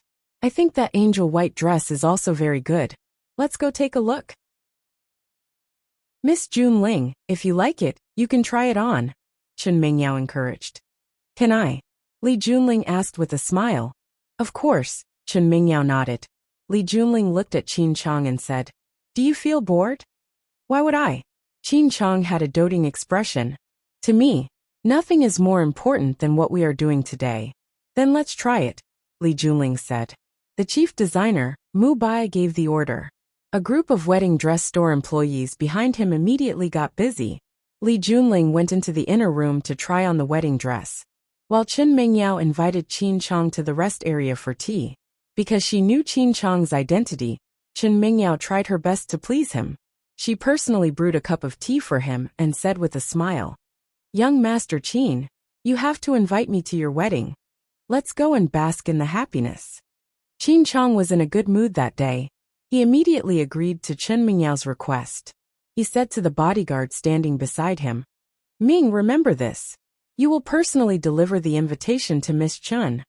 The bodyguard bowed in agreement, indicating that he would keep this matter in mind. At that moment, Qin Chang's phone rang in his pocket. He took out his cell phone and saw that it was Qin Guan's number. Qin Chong answered the phone and said with a smile, Qin Guan, you are doing this on purpose, aren't you? You know that I have something important to do today, but you just had to call me at this time. Brother, something happened. Qin Guan sounded a little impatient. What happened? Qin Chong tensed up. What could happen? Could it be that the two women found out about their secret contact? So what if they knew? Anyway, they had already contacted them, and it was obvious that they wanted to force them to step down. Or would the elders of the family stand up and stop them? That would be bad. At that time, should he continue or stop? Brother, that. Qin Guan stammered on the other side of the phone. Qin Guan was angry and said, Qin Guan, it's not a big deal. Things have been pushed to this point. Even if the two women know, what can they do?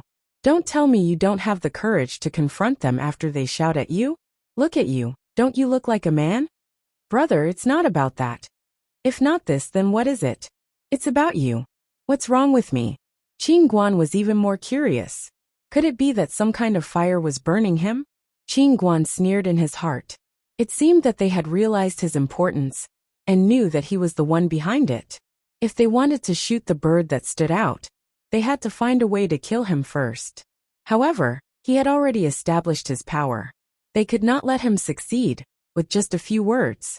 Benefits, they had to give him enough benefits. Soon, they would come to his door and negotiate with him, wouldn't they? At that time, he would open his mouth like a lion and bite off a big piece of fat from them. Sister-in-law Li Junling, is she with you? Call her sister-in-law. She will be your sister-in-law from now on. Why are you asking about her? Brother, didn't you see that video? Video? What video? You'd better watch it, Qin Guan said anxiously. Tell me what video? Qin Guan was a little angry. This guy could not do anything right. He could not even say a complete sentence. How could he achieve anything great? No wonder the power of the Qin family had been controlled by the two women for so long. The main reason was that these guys were useless. I'll send it to you. Then, Qin Guan hung up the phone. Ding! Qin Chong received a message on his mobile phone. He opened it and saw a recorded video. He could clearly see his fiancée, Li Junling, with a man. After watching the video, Qin Chong was short of breath, and his face was red. His forehead was dripping with sweat, and he looked like he was suffering from a serious illness. General, Qin Chong roared sadly. Chapter 807. Qin Etienne reclined on the sofa, polishing her slender nails with scissors while watching the Nasdaq stock chart on the big TV screen in the room. For Qin Etienne, paying attention to the stocks of several markets every day was as important as watching the news every night to see the political trend. Muing pushed open the office door and walked in, ignoring the bad posture of this noble and elegant young lady, who looked like a peacock with its tail open 24 hours a day. He said in a clear voice, Miss, it's very noisy outside. How so? Qin Etienne asked without raising her head. She had just finished repairing the 5 fingers of her left hand, and there were still 5 fingers on the right that had not been repaired. Women had a lot of things to deal with every day, and every one of them seemed to be extremely important. She couldn't be careless at all. The other families have united a lot of people, saying that they want to force the elders in the family to abdicate. They think that Madam and Miss are a little powerless to control such a big family business. They think that as the men of the Qin family, they should stand up and share some obligations and responsibilities. Anyway, that's what they said. Share obligations and responsibilities. A sneer appeared on Qin Etienne's lips, but it was fleeting. It seemed that in her heart, looking down on them was looking up to them. The family releases more than a dozen entrepreneurial projects every year. Why don't they have the guts to take them? Occasionally there are a few cases. How about the performance? Are there any profits or hopes of making profits in the future? Did they really not know what they were made of? Jumping out at this time to make trouble, it's really idiot. Qin Etienne's sexy mouth jumped out 2 gentle words. Miss. Muing knew that the young lady he served was arrogant and didn't care about ordinary people at all. He had to persuade her. Do you want to remind Madam? Madam has been too busy recently. I'm afraid that she hasn't noticed what's going on here. After all, it seems that it's just a few children playing. but in fact there are adults and elders behind them. If Madam doesn't guard against them at all, I'm afraid that they will bite her when the time comes. Qin Yitian glanced at Mu Ying and said, Mu Ying, you are becoming more and more meticulous. Mu Ying acted as if he had done something wrong. He didn't dare to look straight into Qin Yitian's eyes and said embarrassedly, Miss, am I worried for nothing? It's not superfluous. Qin Yitian lowered his head to trim his nails again. At least I know your sincerity. Do you know why idiots can never accomplish something? Qin Yitian asked. Mu Ying shook his head and said, Maybe he's too stupid? It's one thing to be stupid, but your partners are also stupid. This is more sad. They collude with each other, and the people they colluded with run out to leak information to claim credit. How can such a group of people succeed? I was worrying too much, Mu Ying said with a smile. I didn't expect them to be so stupid. I talked to Mother about this. She said to let them play, she's busy.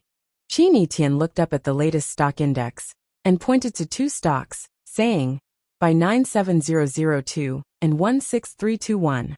Buy as much as you have. The confidential secretary heard this and immediately passed on this order. Qin Yitian focused on trimming his nails again and said, Is there any news about Fong Yan? Mr. Fong went back to Swallow Dock. Mu Ying said with a smile.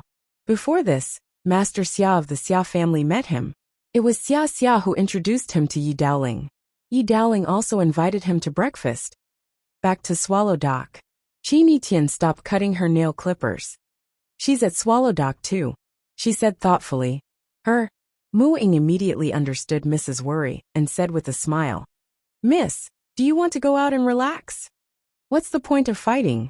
Qin Yitian shook his head.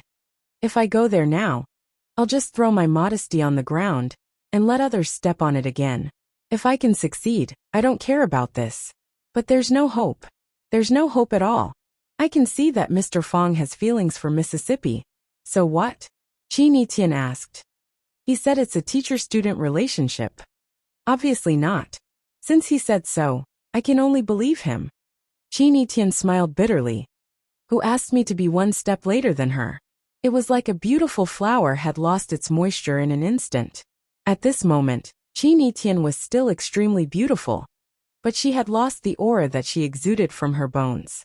Mu Ying thought for a while and said, Miss, you are not someone who gives up easily. Is that so? Qin Yitian thought about it and said, Indeed. If I want something, I will definitely get it. Then Fong Yan. He is an exception. Qin Yitian shook his head. My feelings for him are like a needle piercing into his flesh. The harder I try, the more pain he will feel. Since that's the case, why don't I make it easier for him? Qin Yitian waved his hand and said, Get out. I don't want to talk anymore. Mu Ying and Qin Yitian's confidential secretary left together, leaving only Qin Yitian in the spacious office. Qin Yitian threw the nail clipper into the box and lay down on the soft leather sofa. His black pupils looked at the boundless sky through the transparent glass. He sighed deeply and muttered to himself, She's here too. Pornographic videos spread faster than viruses. The former tried to seduce you, while the latter made you impatiently fly into the fire like a moth to a flame. At first, it spread in a small circle in Yanjing. Soon it spread to a larger and larger area. Finally, it was out of control and spread to a wider range of people. Although the major media and chat software blocked and deleted the video immediately, some things had been deeply hidden in people's minds. No matter what antivirus software you used, you couldn't find it. Li Junling, that bitch, looks so cold on the surface. I didn't expect that she could do such a thing in the dark. TSK. The Queen of Piano's figure looks good. Let's bet Qin Chang versus General Hang. Who do you bet on to win? There was a lot of discussion and sarcasm. The world was full of different forms. Everyone knew that a storm was about to come. However, the two parties involved maintained an unusual silence on this matter. No, it was the three parties involved. Whether it was Li Junling, Qin Chang, or General Hang who intervened in their relationship, none of them expressed any opinion on this matter. Even after the video was released, the three never appeared in public again. During the turbulent times in Yanjing, Fong Yin was dragged by his grandfather, Fang Hui, to the Yi family to propose marriage. The matchmaker that Fang Yin hired was Mr. He was considered the most respected person in Swallow Dock, so it wasn't considered a disgrace to the Yi family. When Mr. came, the Yi family's patriarch also came out to accompany him. Mr. looked at Yi Daowen, Yi Daoling, and the three Yi brothers who had yet to leave and said with a smile, Daoxian has lived in the village for a short period of time. He has been busy with the military, so there are many things that he isn't very clear about. Daowen has been living in the village for a long time, and Daoling has come back from time to visit. The two of you should be familiar with this child, Fang Yen. It can be said that we watched him grow up. It's easy for Swallow Dock to produce talents. Let's not talk about the past. Your Yi family's three tigers, which one of them isn't awe-inspiring outside? There's also Mo Qingdi, who stepped into the heavenly Dao realm. Although he suffered this calamity because of his carelessness, it's not impossible for him to recover. If he were to really find the ice dragon's tendon to mend his remnant meridians, wouldn't he still be a heavenly Dao realm expert of our Swallow Dock? In the entire world, how many people are capable of fighting against him? There's no need to mention Wen Wan. She's a rare martial arts prodigy of our Swallow Dock. She succeeded in reaching the heavenly Dao realm at a young age, and is the youngest heavenly Dao realm expert of our Swallow Dock in all of Huaxia. Yesterday, Daowen came to me and said that he wanted to hold a celebration for 3 days. I wouldn't even agree to it for 3 months, much less 3 days. Wen Wan is a good child. Fang Yin is also a good child. And what's even rarer is that the two of them know each other well and have feelings for each other. Yesterday, when I went out to pick up feces, old man Li, who lives in the east, even joked with me that he saw the Fang family's kid and the Yi family's last walk past his door. He said that he had to come over and have a drink when the two of them set up a feast. The villagers are also looking forward to attending their wedding feast. Sir's gaze landed on Yi Daowen's face as he said with a smile, Daowen, you are Wen Wan's father. Logically speaking, this matter should require your approval. Now that the Fang family has sent the betrothal gifts over, it's now your turn to discuss it. He used his finger in his sleeve to point at the mountain of betrothal gifts inside and outside the house and asked, Are you going to accept these betrothal gifts or not? Are you going to nod or shake your head? Say it in front of everyone. Yi Daowen's expression was gloomy as he stared intently at Fang Yen. This left Fang Yen depressed as he thought to himself, It's useless even if you stare at me. I still haven't fully figured out the situation. Yin Wan sat beside Patriarch and saw her father remain silent. The other two uncles didn't seem to have any intention to speak either. Yin Wan glanced at Patriarch and said with a clear and firm voice, I've accepted the betrothal gifts. I agree to the marriage. Chapter 808. I accept the betrothal gift, and I agree to the marriage.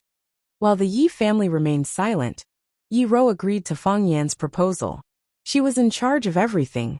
Ro, you can't do this. Yi Daowen hurriedly stopped her. Even though he knew his objection wouldn't have much effect. But when he thought that the daughter he raised was about to be tricked away by a bastard to become another man's wife, he felt a deep anger in his heart. That bastard, how could he cheat his precious daughter away? Yes, Ro, marriage is not a game. We know your relationship with Fang Yen, but this matter, shouldn't you think it over? Yi Daoling's objection was very tactful. He only said think it over, but he didn't reject it outright. He saw Yi Ro's determination. If he forcefully opposed it, it would only incite the conflict between the Yi family and Yi Ro, forcing her to make an even more extreme choice. It was better to make some space for both sides to calm down. Maybe something bad would happen while they were thinking, and then Yi Ro wouldn't like Fang Yin anymore? What if it was like this? Ro, I think your father and second uncle are both reasonable. Yi Daoxian was serious in speech and manner, and he always had a straight face when persuading people. He said aloud, You and Fang Yin have known each other for many years, but you've only been in love for a few days. In such a short time, are you sure you've truly understood this man? Is he also able to completely understand you? Moreover, marriage is different from love. After marriage, you have to live together day by day, year by year. Everyone's strengths and weaknesses will be magnified infinitely. Some subtle things that are originally overlooked by others, after accumulating for a long time, may very well become some explosive points of conflict between two parties. Fang Yan's excellence is undeniable, and it is also a matter worthy of blessing and gratification that the two of you can be together. However, we only hope that you can be more cautious and be more responsible for your marriage. Wait a while, see if the two of you are suitable for each other. Think if you have the courage to tolerate all of each other's weaknesses and walk together through thick and thin. Ro, what do you think? Yi Daoxuan's words were reasonable, and there was no way to refute them. Even Fang Yan thought what he said made sense. Marriage was not a child's play. Yi Ro should think about it carefully. I have so many problems. What if Yi Ro can't take it anymore and wants to divorce me? If he didn't agree, what if she hit him? She was a heavenly Dao realm expert, and he wasn't her match. Wouldn't this be the result of her domestic abuse every day? Besides, Fang Yan had a guilty conscience. Although he had confessed his relationship with Lu Chaoga to Yi Ro didn't give him any instructions. What was she thinking in her heart? Would he mind my relationship with Lu Chaoga? In other words, she would break both her legs and lock herself at home. There were many problems that needed to be carefully considered. We can't wait. Yi Ro glanced at Fang Yan and said, "What if someone else takes it away?" The atmosphere at the scene suddenly became extremely strange. Everyone looked at Yi Ro with a dull expression. The woman who said this, was she really the arrogant and cold iceberg Yi Ro who never looked anyone in the eye? Even Fang Yan himself widened his eyes. This was obviously not Yi Ro's style. Was she possessed by Qin Tian? The gentleman coughed violently. It was unknown whether it was because of a physical illness or a physiological reaction. He coughed so hard that it looked like he was going to cough out his internal organs. The young people's style changed too quickly. As an old man, he couldn't keep up. Old man Fang Hui was stunned at first, then a strong smile appeared on his face. He looked at Yi Ro with joy, as if he liked her more and more. The old man was also happy. All the teeth in his mouth fell off. He reached out and patted Yi Ro, who was sitting next to him, but he couldn't say a word. The three Yi brothers were the most embarrassed at the scene. They didn't expect Yi Ro to say such a thing. First, they were extremely shocked. Then their faces turned purplish red. Yi Daowen looked at his daughter with disappointment and said, "Ro, you are a girl. How can you say such a thing? If he is really snatched away, it's better not to have such a man. Ro, your thoughts are wrong." Yi Daoling coughed twice as well, as if he had been infected by the gentleman. "You are beautiful and smart. Furthermore, you are the youngest heavenly Dao realm expert in all of Huaxia. You are the only girl like you in all of Huaxia. As long as you are willing, you can find the best man. What kind of man can't you find? Women need to be strong and brave, but they also need to have an independent personality. You must not lose yourself. That will be an obstacle to your path of seeking the Dao." Yi Daoxian no longer wished to speak to this junior of his. He felt that Yi Ro had been brainwashed. When had Yi Ro ever spoken to someone like this in the past? They hadn't met for a period of time. How did she become like this? At this moment, Fang Yan had no choice but to step forward and say something. After all, be it Sir or his grandfather, the reason why they were here was to help him marry Yi Ro. Fang Yan smiled at Yi Daowen's ferocious gaze and said, "Uncle, I understand how you feel. The daughter you have raised for more than 20 years is suddenly going to become another man's wife.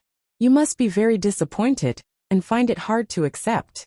The reason why you feel this way is because you are a good father. You love your daughter with all your heart." Yi Daowen's expression softened a little, but on second thought, "I obviously love my daughter with all my heart.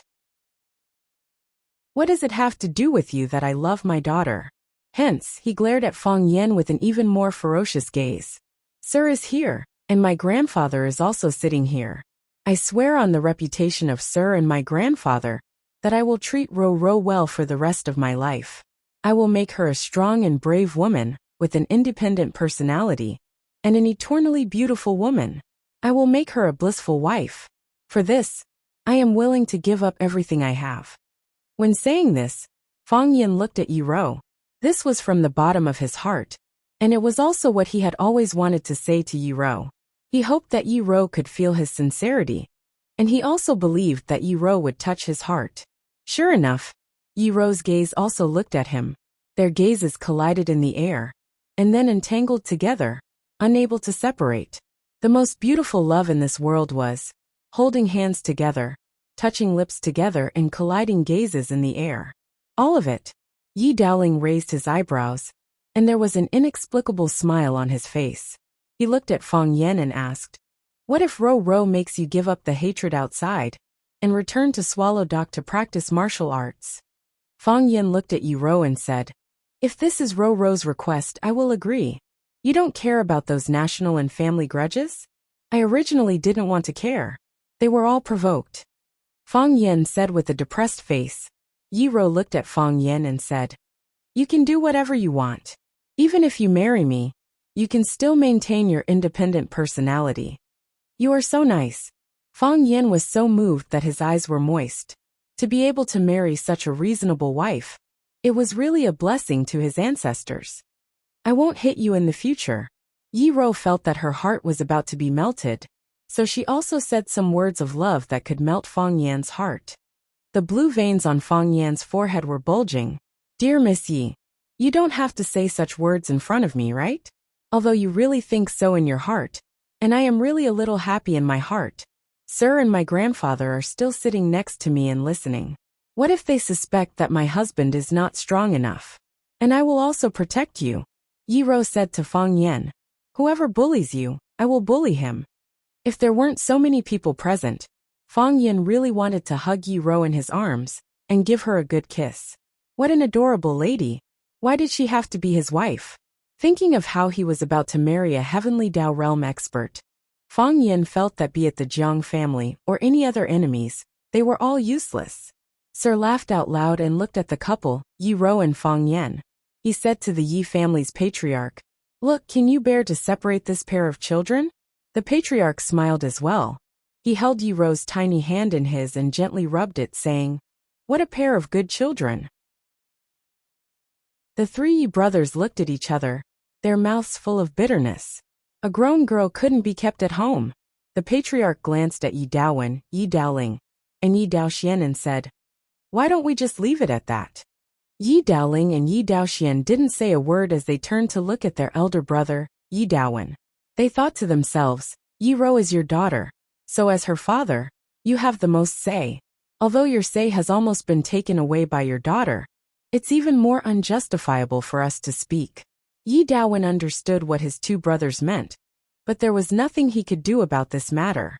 He ignored his two brothers' expectant gazes and said to the patriarch, "Since the patriarch thinks it's good, then let's do it at that." "It's settled," Sir said with a laugh. "The 8th of the 12th lunar month, an auspicious day. Both of you should prepare yourselves." Chapter 809.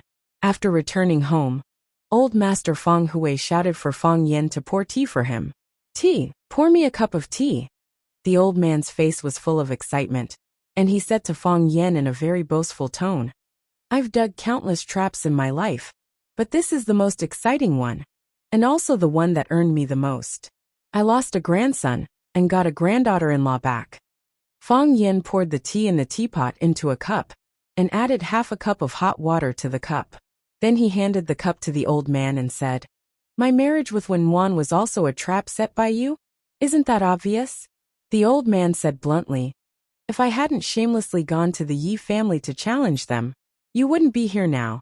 Wen Wan is a heavenly Dao realm expert. After the news is spread, wouldn't the Yi family break the door to propose marriage? Besides, even if Wen Wan wasn't a heavenly Dao realm expert, there were still a lot of people who went to the Yi family to propose marriage. Why did Wen Wan have a higher opinion of you and get closer to you? Isn't it because of those years of fighting? Wen Wan has bullied many people in Swallow Dock all these years. Bai Xiao, Zhu Zaidan, Li Xiaotian, Bailey Lu. Which one of them hasn't been beaten by Wen Wan? Why didn't Wen Wan fall in love with them but me? That's because I'm better than them. In addition to my good looks, I'm also erudite and cultured. Is this also a trap set by you? That's for sure. Isn't it a bit too unreasonable? How am I twisting words and forcing logic? If I hadn't married your grandmother and had your father, would there be a bastard like you? Isn't that a trap set by me? Fang Yan was speechless. Listening to what he said, it seemed to make a lot of sense. Lu Wan came in from outside and asked eagerly, Dad, how's the betrothal? Has the Yi family agreed to this marriage? Old Master Feng Hui put away the smile on his face and took a big gulp of tea. He said slowly, pretending to be reserved, Can they not agree? Mr. Yi was the matchmaker, and I was also the old man. My grandson was so outstanding that no village could find him. When they saw us bringing the betrothal gifts, the Yi family was overjoyed. The Yi family's old ancestor personally nodded and said that this matter was settled. Then this matter was settled. Lu Wan put her hands on her chest, tears overflowed from her eyes and said, That's good. That's good. My son is getting married. As he spoke, he sobbed uncontrollably. Fang Yin knew that she was thinking of her father. Her son was about to get married, but her father had already turned into dust. There was no one to talk about his sorrow, and no one to share his joy with. This kind of feeling was really unpleasant. Old Master Feng Hui's face was also gloomy. He held the teacup, but could not take another sip of tea. Was there anything more sorrowful and despairing than the death of one's child? Fang Yan walked over and held his mother in his arms. He said with a smile, Mom, this is a happy thing. Rowan and I are going to get married. Shouldn't you be happy? If we were rejected by the Yi family today, all the things we sent would be thrown back by them. At that time, you should cry, right? Puff. Lu Wan was amused by Fang Yan again. She gave him a reproachful look and said, You silly boy, you are already a person who is going to get married. How can you still say this kind of nonsense? You and Rowan are in love. How can the Yi family not agree? Even if the Yi family does not agree, Rowan will agree. Yes. Your son is so excellent that I love him to death. Fang Yin laughed and teased himself. He didn't want his mother to be sad. Not even a drop of tears. Every tear was a knife, stabbing into Fang Yan's heart. His heart ached faintly again, and the sense of guilt that had been quiet for a long time came again. It seemed to be turbulent, like a flood or a fierce beast. If he had arrived earlier that day, if he had been able to get rid of those good-for-nothings who blocked the way as soon as possible, his father would not have died. If his father was not dead, if Fang Yixing was still alive at this moment, when he learned that his son was going to get married, would he laugh unscrupulously? Or would he pretend to be serious and sternly lecture his son to treat his wife well and be gentle when he got married in the future? He would definitely choose the latter, because the latter was the character he should have. He loved Fang Yan. He loved his son more than anyone else. However, he was stingy to show it, and he firmly hid that love in his flesh and blood. Old Master Feng Hui finally raised his head, looked at Lu Wan with blame and said, Why are you crying on a happy day? Sir, forget it. The 8th of the 12th lunar month is an auspicious day, and there are many things that need to be taken care of. As an old man, my legs are not convenient.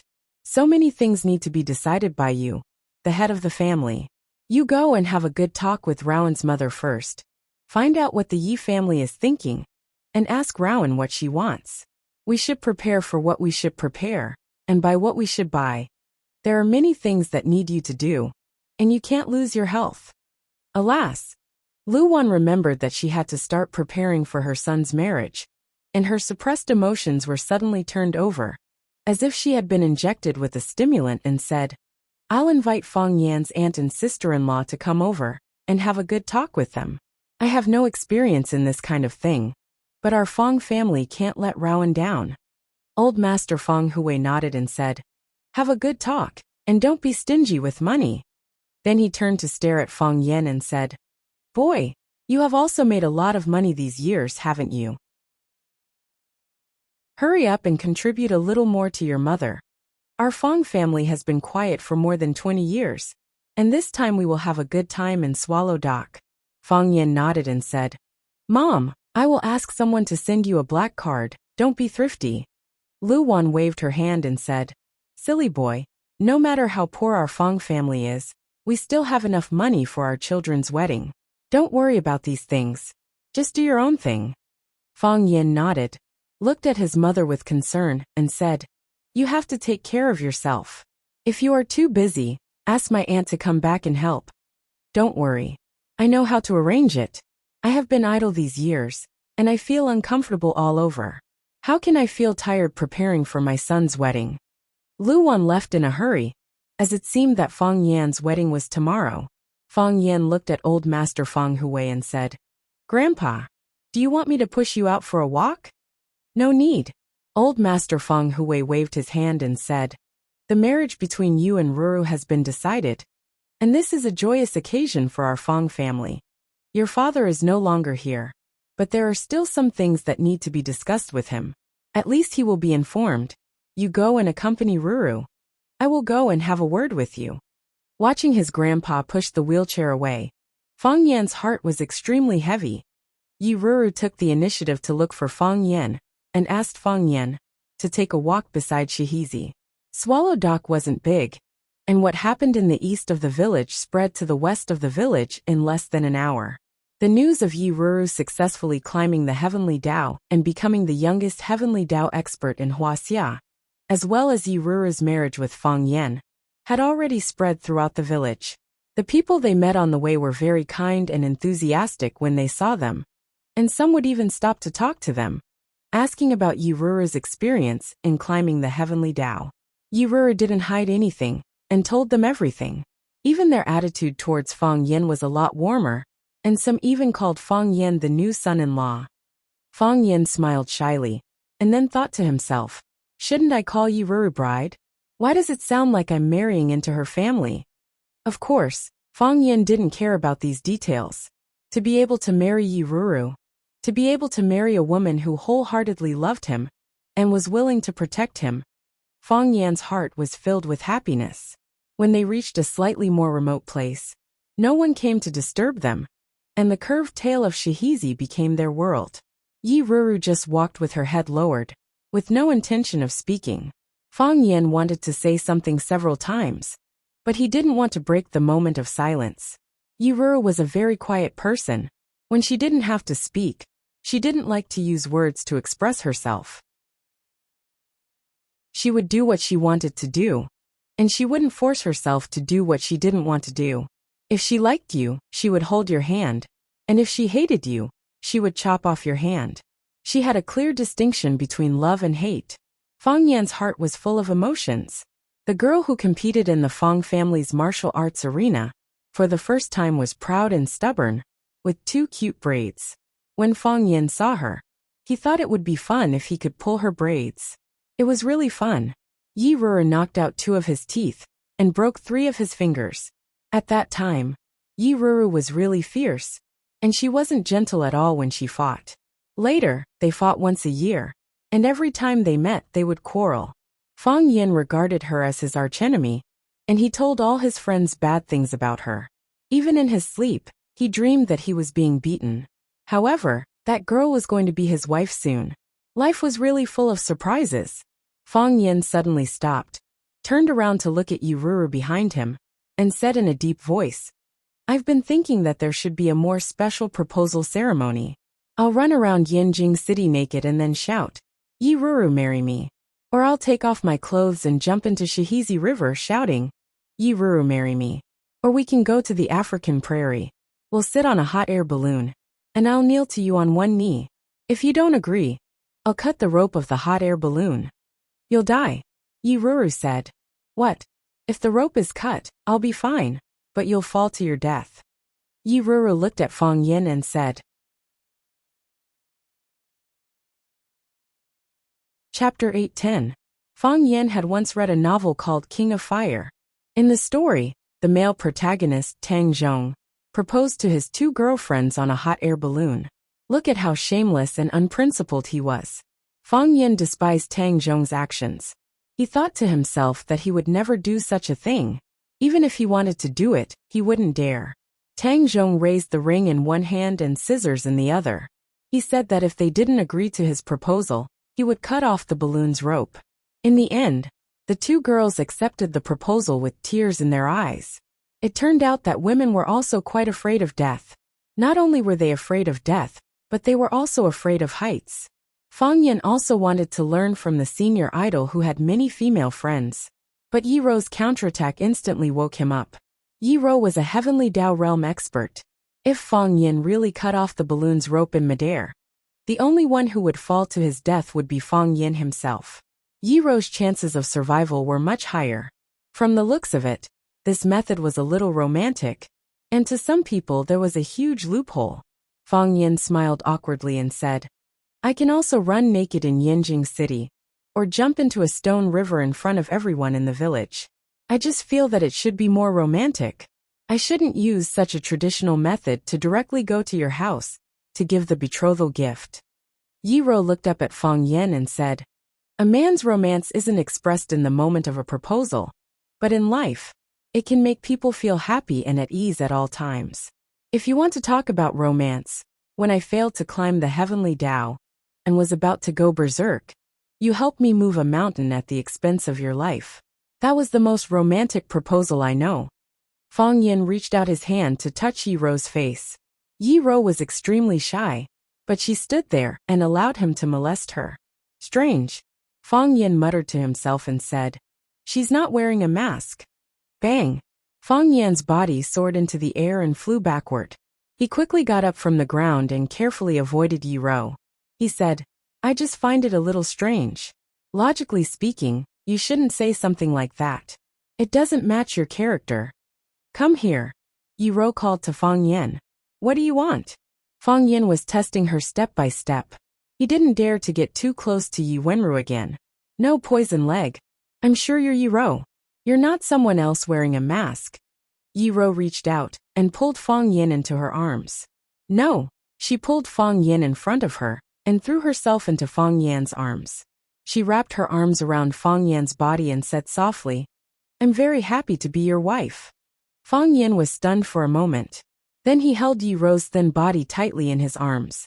He grinned and said, I'm even happier to be able to marry you. Even my grandfather thinks that you're like a flower stuck in cow dung. My uncles think so too, Yi Rou said. Fang Yin felt that he couldn't communicate with Yi Rou anymore. Since when did this woman become a cold-faced comedian and a comedian? She wasn't good at this before. In the luxurious European-style reception hall of the Qin family's old residence, Grandpa Qin was drinking tea on the sofa. He liked drinking tea. He had a relatively open side in his bones, and could accept that the old residence was built in the style of a European castle. However, his taste in drinking tea hadn't changed for decades. In his mind, what could be better than tea in this world? Those coffee, those carbonated drinks, what's so good about them? Li Xinyan sat in front of him and tasted the coffee elegantly. She liked the bitterness and mellow taste of coffee. The smell in the air could awaken her taste buds. The other members of the Qin family stood on both sides. Everyone's eyes were focused on the woman, Li Junling. The woman who was about to become the daughter-in-law of the Qin family had an affair with a man from the Jiang family, the old enemy of the Qin family. This was not a slap in the face of the Qin family, but a slap in the face of the Qin family. The Qin family was filled with righteous indignation and felt that they had been greatly insulted. However, the elders in the family didn't give any instructions, so they could only keep silent about this matter for the time being. They could endure and wait, but Li Junling's father, the famous piano master of Huaxia, Li Boyang, couldn't sit still. His blood pressure rose, and he fainted on the spot. After knowing what had happened, he still forced himself to get up, and immediately took his daughter to the Qin family to apologize. Li Boyang was an artist and was quite accomplished in piano. The Li family pushed him to be a spokesperson, using the admiration and attention of the rich and powerful to improve his family's status. In this way, he even had a relationship with the rich and powerful Qin family, and successfully betrothed his daughter to the young talent of the Qin family, Qin Chang. Li Boyang was thinking that when his daughter entered the Qin family, it would be the peak of his life. He didn't expect that this daydream would come true so quickly, and in such a cruel way. His daughter had an affair with a member of the Jiang family. He understood the serious consequences of this matter. It was mercy for them to find someone to put him in a sack and throw him into the sea. But it was very likely that it would be a disaster that would wipe out the entire family. Whether it was the Qin family or the Jiang family, they were the most powerful existences in the world. In a situation where they didn't lack anything, their face was more important than anything else. However, his daughter's actions had offended both families at the same time. The wedding date was near, and it was said that it happened when she was choosing a wedding dress with the young master of the Qin family. How would the Qin family view such a future daughter-in-law? What about the Jiang family? The relationship between the Jiang family and the Qin family had never been harmonious. The two families viewed each other as enemies, but they also maintained mutual restraint. After this incident, would it break the balance between the two families? It was already winter, and the room was already warm. However, Li Boyong, who was wearing a suit and shirt, was sweating profusely, and his voice trembled when he spoke. It's all my fault. It's all my fault. Li Boyong didn't teach his daughter well, and that's why she did such a shameful thing. Now that it's like this, there's nothing I can say to help. I admit my mistake. I'm willing to bear all the responsibility and consequences. Li Boyong bowed deeply to the Qin family patriarch and said, Please be merciful, patriarch. Seeing that Boyong and the Qin family are old friends, please let my daughter live. The Qin family patriarch's expression was calm, as if he didn't care about what was happening in front of him. After hearing Li Boyong's words, he waved his hand and said, What are you saying? Who said I won't let your daughter live? Thank you, patriarch. Li Boyong's eyes were moist, and he was moved to tears. Li Boyong turned to look at his daughter, who was standing behind him, and shouted, Li Junling, kneel. Li Junling stood proudly. Although she was extremely nervous, she still gritted her teeth and said, Why should I kneel? You did something wrong. What did I do wrong? Li Junling retorted. The Jiang family and I know each other and love each other. Who did I offend? I told you long ago that I have another lover. But did you listen to what I said? You wholeheartedly wanted to send me to a rich family, wholeheartedly wanted to make friends with rich people. I have no feelings for Qin Chong. So why should I marry such a man? Slap! Li Boyong slapped Li Junling's face. His face was gloomy, and his body trembled non-stop. He shouted angrily, You still don't know your mistake. You did such a shameful thing, and you still don't know your mistake. I'll beat you to death. I don't have a disgraceful daughter like you. Li Junling's skin was white and tender. After being slapped by her father, a purplish-red handprint quickly appeared on her face. She didn't care, as if she didn't feel any pain. Big tears fell from her eyes, and she said, Beat me to death. If you don't beat me to death, I don't want to live. If I die, you will no longer be a dog in front of these people, and they will look up to you. What does it matter if I die?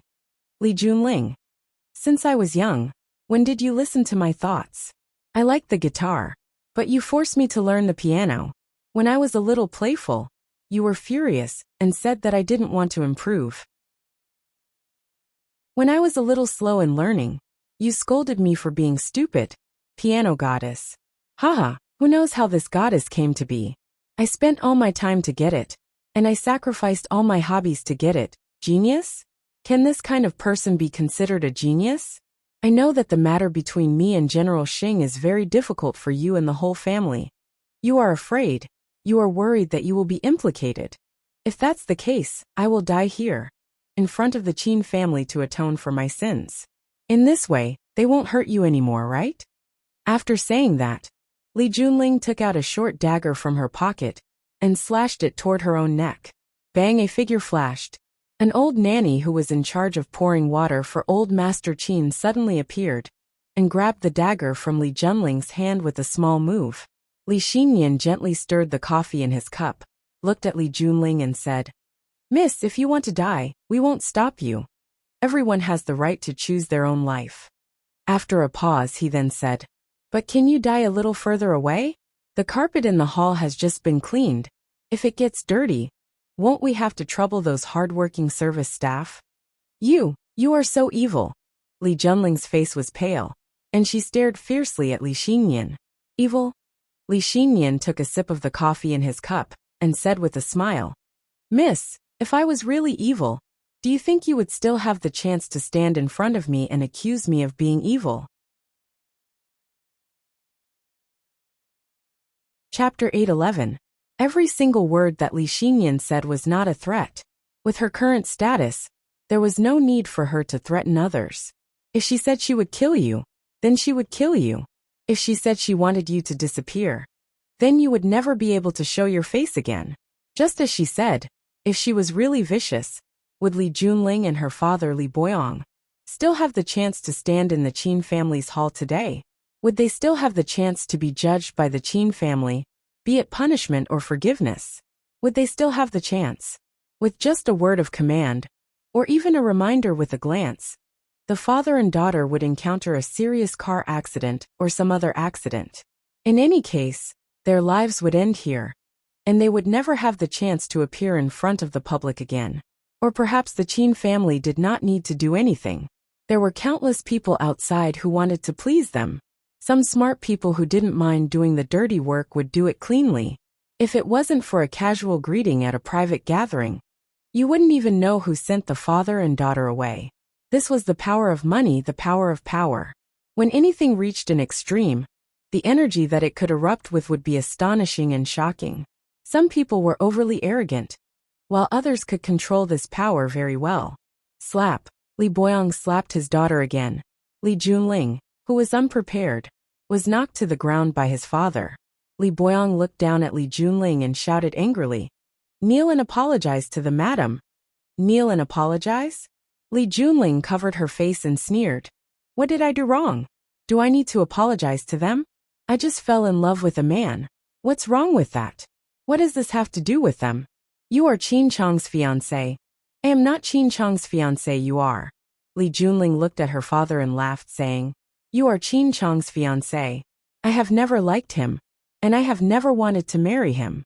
You think about it day and night. You think about it day and night. You think about it day and night. You think about it day and night. You think about it day and night. You think about it day and night. You think about it day and night. You think about it day and night. You think about it day and night. You think about it day and night. You think about it day and night. You think about it day and night. Li Boyong pointed at his daughter with a trembling finger, unable to say a complete sentence. Li Junling got up from the ground and tidied up his clothes. He looked at Li Xinyan stubbornly and said, I'm not even afraid of death. How can I apologize to you people? Yes, perhaps this kind of thing has long been a common occurrence for you. The weak apologizing to the strong, regardless of whether the strong is standing on the side of reason. But today, I'm going to disappoint you. What does your apology mean to me? Li Xinyan looked at Li Junling and asked, Or, what does it mean to the Qin family? I don't care, and the Qin family doesn't care, Li Xinyan said lightly. If you were just an ordinary woman, or if you were still the goddess of piano you are now, you would have nothing to do with the Qin family. Even if you had an affair or died for love, the Qin family wouldn't even look at you. However, you're engaged to a man from the Qin family. One of your feet has already stepped into the Qin family's door. Whether it was intentional or not, at the engagement ceremony, you nodded and agreed. After the engagement ceremony, you did such a thing, which indeed made the Qin family lose face. For the time being, you have to bear the criticism of some boring people. But that's all there is to it. Even if something like this happened, the Qin family is still the Qin family. When others talk about it, the Qin family's reputation will be hurt. When you are forgotten by others, when Qin Chang has a new fiancé, can people still remember who you are? But after this kind of thing, girl, are you still you? Li Xinyan looked at Li Junling sympathetically and said, As a woman, I can understand how you feel. But your choice is really too stupid. Until now, you still don't know what will happen to you after this matter is exposed. You also don't understand how lucky you are to be able to stand in the hall of the Qin family right now. Li Boyong's forehead was dripping with sweat, but he didn't bother to wipe it off. He kept bowing and apologizing, saying, Madam, please don't lower yourself to her level. She is just a child who doesn't know how to appreciate favors. If you want to scold her, just direct it at me. I am her father, and I should bear the responsibility for her. Li Xinyan sneered and said, All right, Li Boyong, you father and daughter don't put on this sad drama in front of me. I have no interest in watching a drama. Yes, yes, yes. Li Boyong nodded repeatedly and said, We are not acting. We are not acting. We are here to apologize. We are wrong, very wrong. No matter if we are beaten or scolded, even if Madam asks me to jump into the valley, I will not frown. Li Xinyan raised his head and looked at Li Boyong, saying, You are a good father, but you spoil your daughter too much. Go back. Madam? Li Boyong looked at Li Xinyan with a frightened expression. He knelt on the ground and cried bitterly, saying, Madam, I beg you, please let us go this time. I am willing to atone for this matter. I am willing to die for Qin Chong, for young Master Qin. I only ask that you let go of Jun Ling. Let go of the Li family. Li Junling's face was as white as paper. His father's reaction had already explained everything.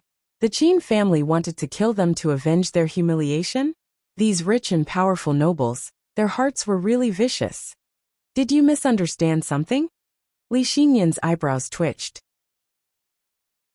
He glanced at Li Boyong with some dissatisfaction and said, Tears can be exchanged for forgiveness, but it can also be exchanged for double the hatred of others. Don't worry, the Qin family will not retaliate against you. From now on, the two families will no longer have any relationship. Do you understand what I mean? I understand. Li Boyong nodded repeatedly. The two families would no longer have any relationship. This meant that Li Xinyan had publicly annulled the marriage between Qin Chong and his daughter. His daughter had done such a thing. This was the proper response from the Qin family. In addition, the majority of the Li family's businesses were connected to the Qin family. If the Qin family severed ties with the Li family, those businesses would most likely be lost. Not only that, but they would also be attacked by those who heard the news. At that time, without the support of the Qin family, how could the Li family retaliate? They could only watch as the Li family's businesses were divided by those vicious wolves. Unless the Jiang family is willing to protect them, Li Boyong thought in a corner of his heart. Li Xinyan waved his hand and said, Let's go back. Li Boyong crawled up from the ground and bowed to Li Xinyan, to the silent old Master Qin, and to everyone in the Qin family. Then, he pulled Li Junling's hand and walked outside. We're letting them go just like that. That woman did such a thing. That's right. Let's get someone to break her legs.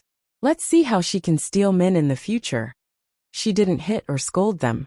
She didn't even scold them. Will outsiders laugh at the Qin family for being weak and easy to bully? No matter what, Li Xinyan was the current head of the Qin family. When she was handling family matters, outsiders were not allowed to interrupt or criticize her. Especially when outsiders were present. The Qin family had to give the impression that they were united and harmonious. However, after outsiders left, they had the right to speak freely and express their dissatisfaction. Of course, Li Xinyan also had the right to ignore them. Li Xinyan looked at old Master Qin, who was leisurely drinking tea, and said with a smile, This tea was plucked from the few tea trees behind Etienne's courtyard. Because Etienne watched them grow up, she treasured them very much. When she plucked the tea leaves, she didn't allow anyone to help her. She plucked the leaves by herself, and each leaf felt like she was cutting off a piece of flesh from her body. After several days of hard work, she only got 2 tails of tea leaves after frying them. She was usually very stingy, and didn't usually let people drink. Only when I went to visit her would she ask someone to bring me a cup of tea. She's very close to Grandpa, so she probably gave you more than half of the 2 tails of tea leaves, right? Old Master Qin laughed loudly and said proudly, That granddaughter of mine, Etienne, is very proud. Ordinary people can't even drink a cup of tea from her, not to mention the tea leaves she plucked herself. But Etienne is very close to me, so after she finished frying her tea leaves, she secretly gave me a small pot. She even told me not to let you find out. How did you see through it at a glance? Li Xinyan put down the coffee cup in his hand and said bitterly, The tea in your hands are all rare and good. How can you find tea leaves with such big leaves after brewing? After receiving this flattery, old Master Qin felt refreshed and his smile became even more radiant. He said, If you like it, I can also give you some. However, I'll tell you something private. You can't let that girly Tian know about it. Otherwise, I won't be able to drink her treasured tea leaves anymore. The tea leaves she gave me really don't taste that good. It's far worse than the tea leaves I collected. But since my granddaughter has already given me the tea leaves, if I don't drink it, she'll feel hurt. That's why I brewed a cup of tea every now and then, thinking that I can finish it as soon as possible. The Chin family members in the living room looked at each other. They were seriously questioning whether this was a good way to handle things. Why did you ignore us and talk about Chin Etienne's tea leaves? Chin Chong pushed open the living room door, walked in, and knelt down in front of Li Xinyan. I want revenge, Chin Chong said in a hoarse voice. Chapter 8:12. People were divided into yin and yang, and everything had two sides.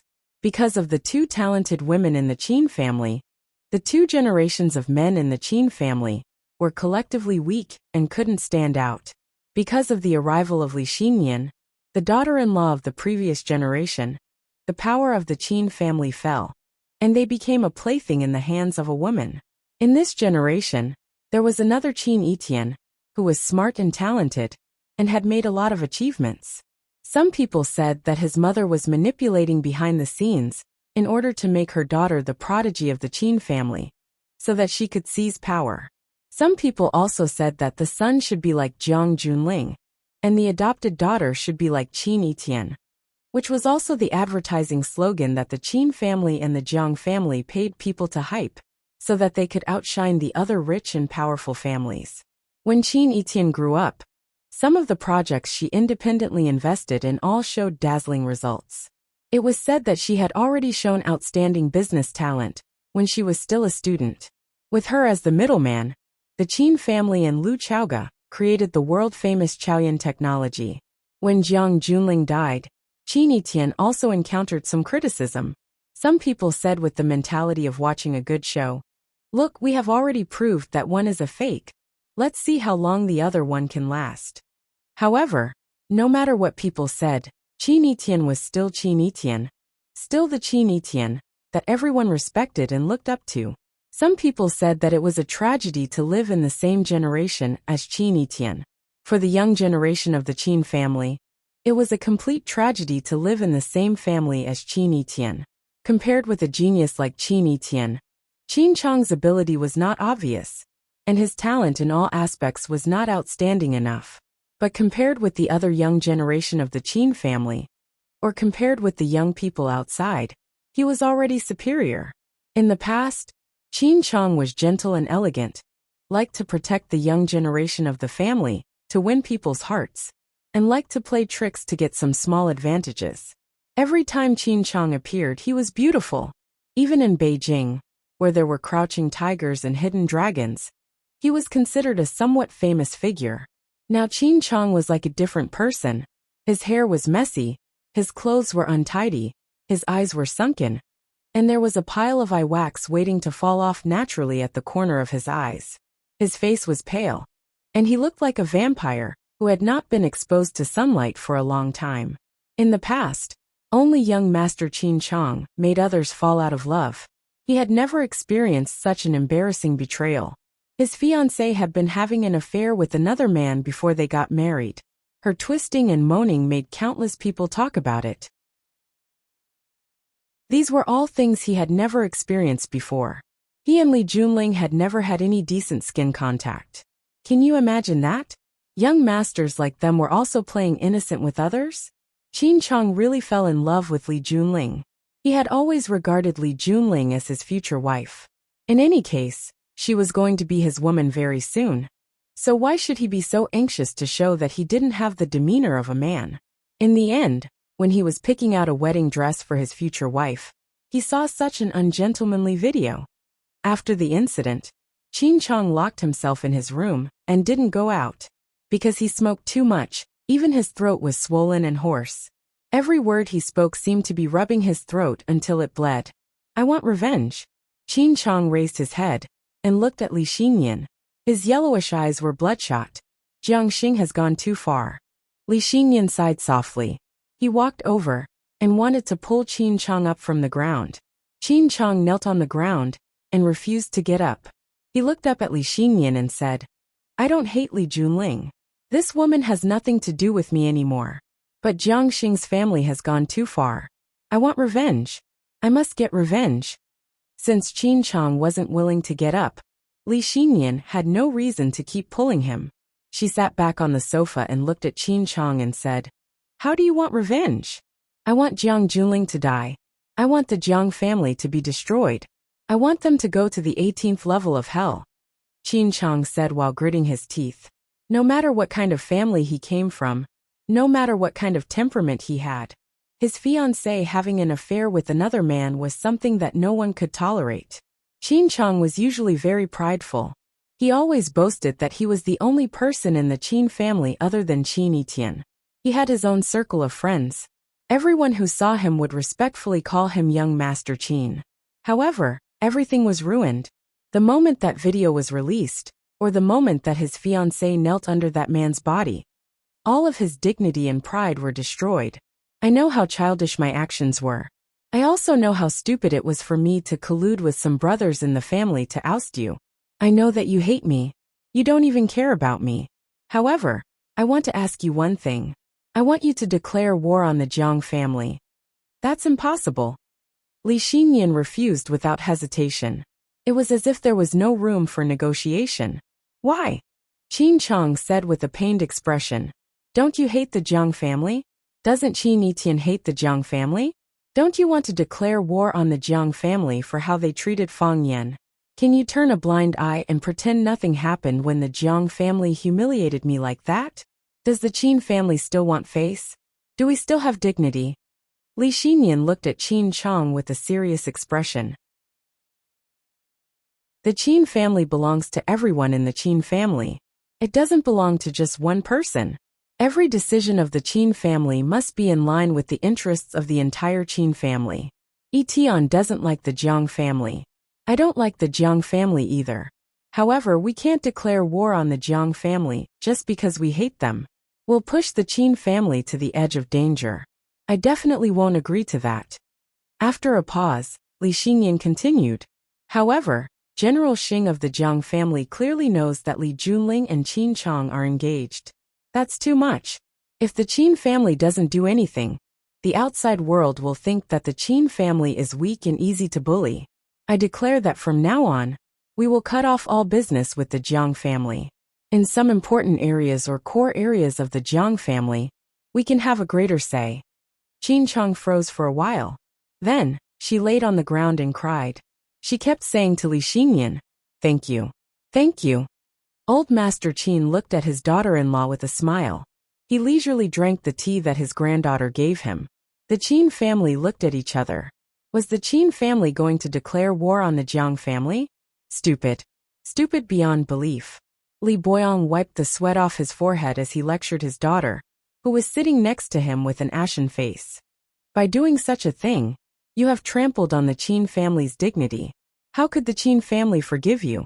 As he spoke, they were sitting in a Mercedes-Benz limousine on their way home. The driver was a Liang, Li Boyong's driver for many years. What does a family like them care about the most? What they care about the most is loyalty and face. If you make them lose face, what won't they do? You dare to give them face? You dare to say that they are vicious? Junling, you haven't seen a truly vicious thing. You usually seem to be a clever man. But this time how could you be so wrong? Li Junling looked out of the window in a daze. It was as if he didn't hear what his father said. Thank God. They finally let us go for the time being. Li Xinyan is very powerful. But she's also very magnanimous. She said she won't trouble us. That means she won't trouble us.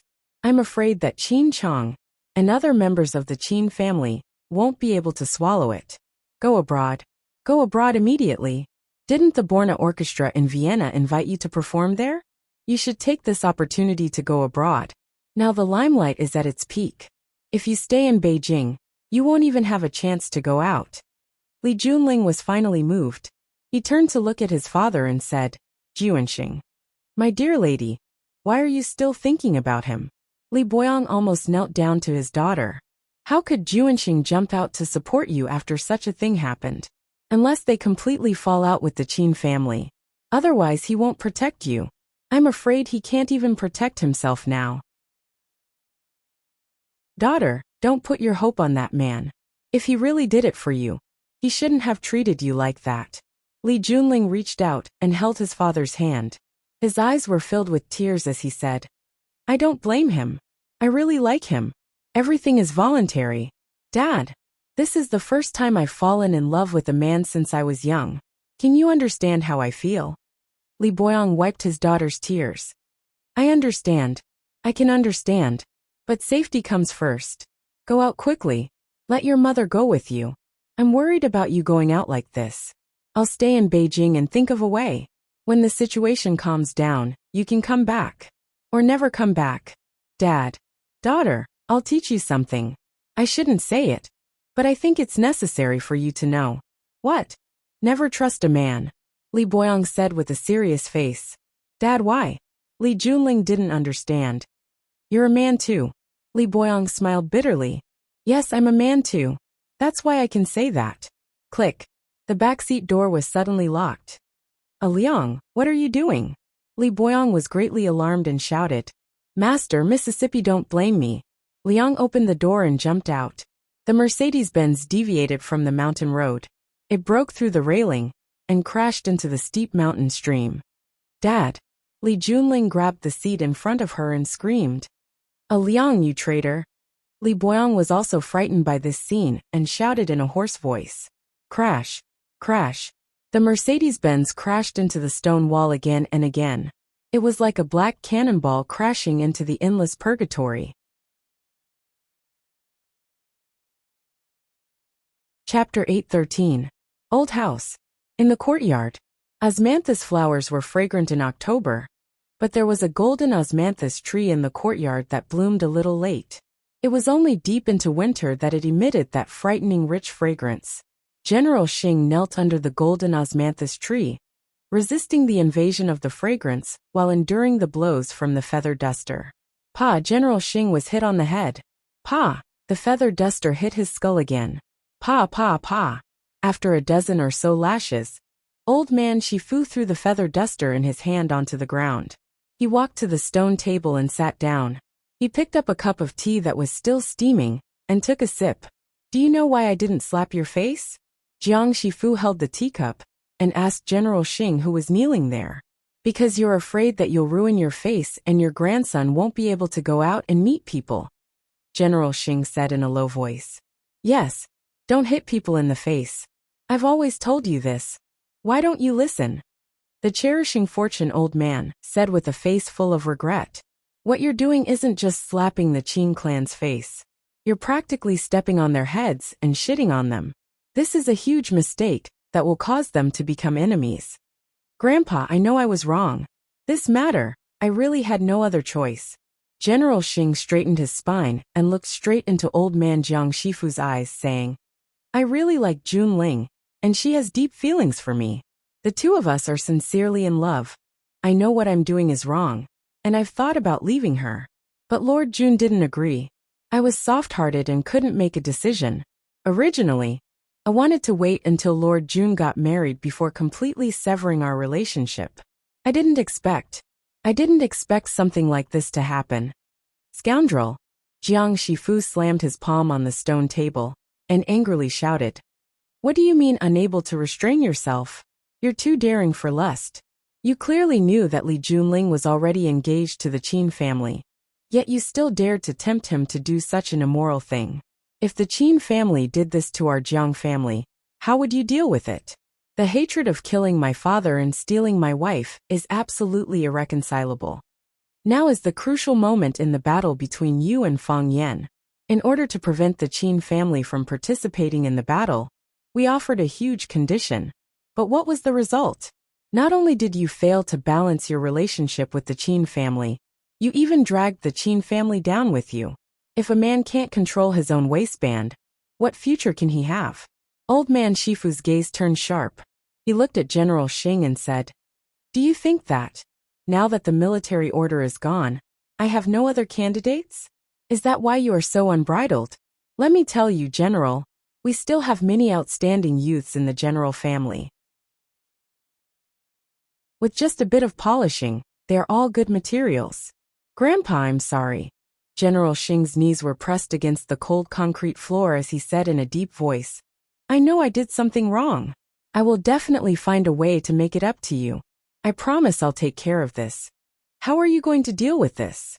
Old man cherishing fortune asked as he looked at General Xing. General Xing hesitated slightly, but still said frankly, since it's already happened, it's already impossible for us to reconcile with the Qin family.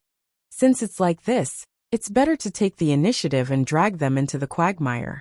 We don't want to fight with the Qin family until both sides suffer, and the Qin family naturally has the same thoughts. If we take the initiative and let the Qin family feel our aggressiveness, maybe they will retreat. After the Qin family finds out about this, they will definitely be furious. Junling sighed. I'm afraid the pressure will be great. This matter has touched their bottom line.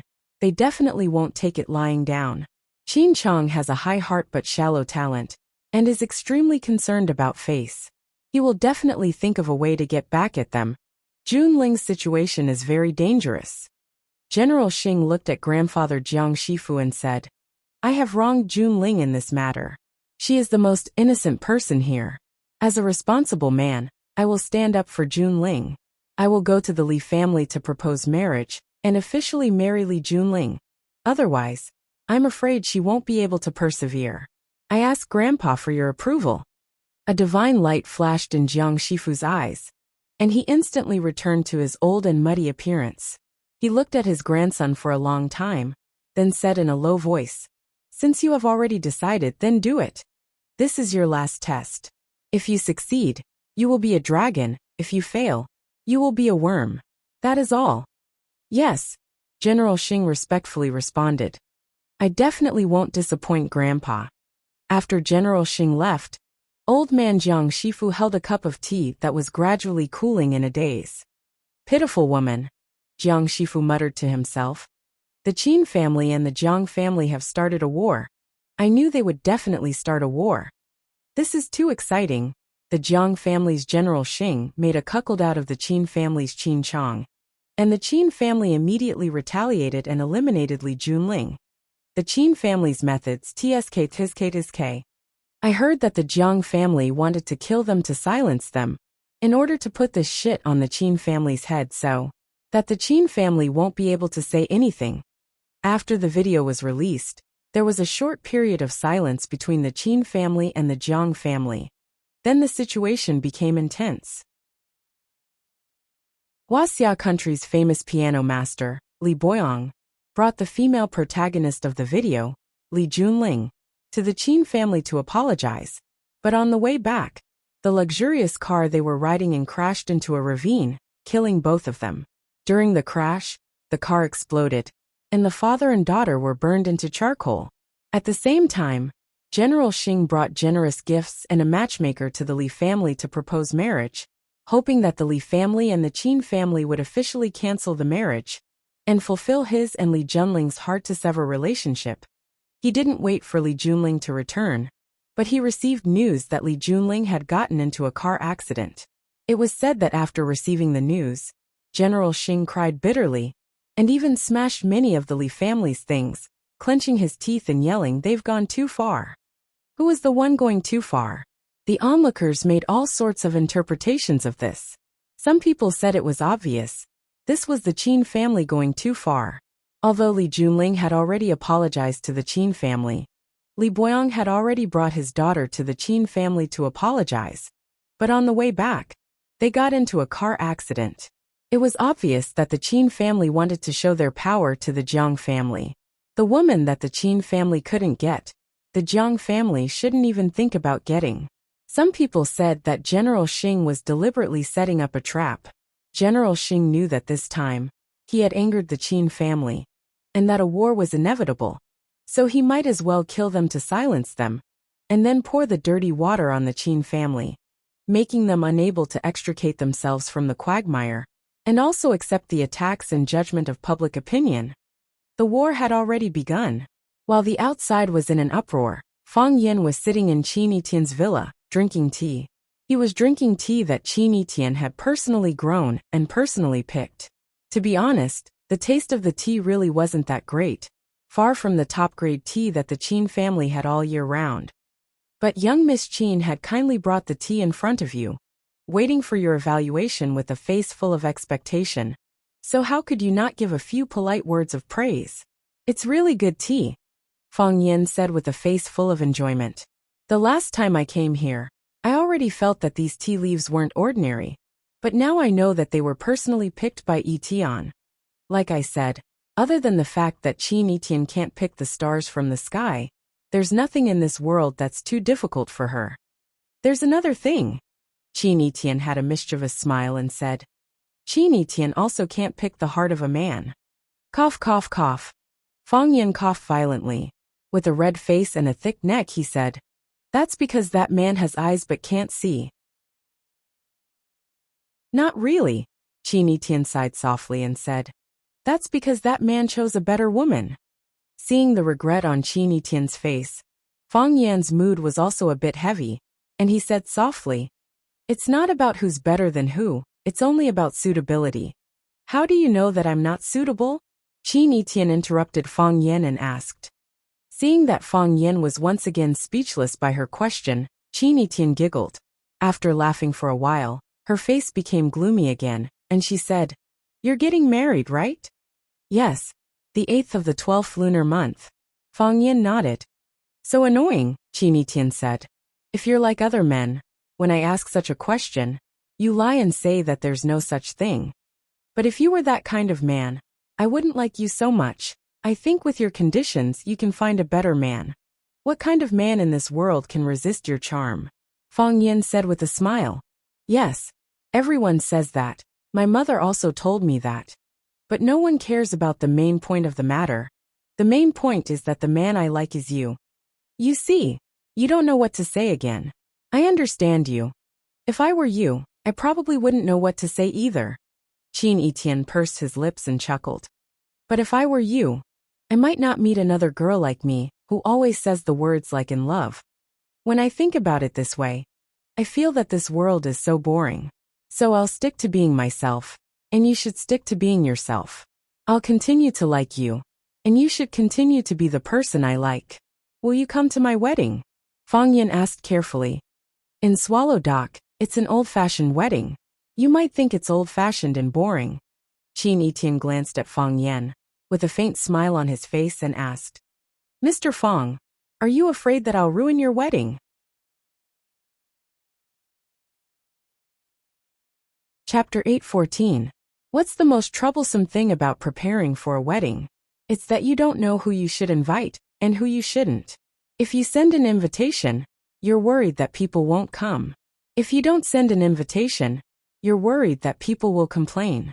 Fang Yan wasn't afraid that Qin Etian wouldn't come. On the contrary, he was afraid that Qin Etian would come.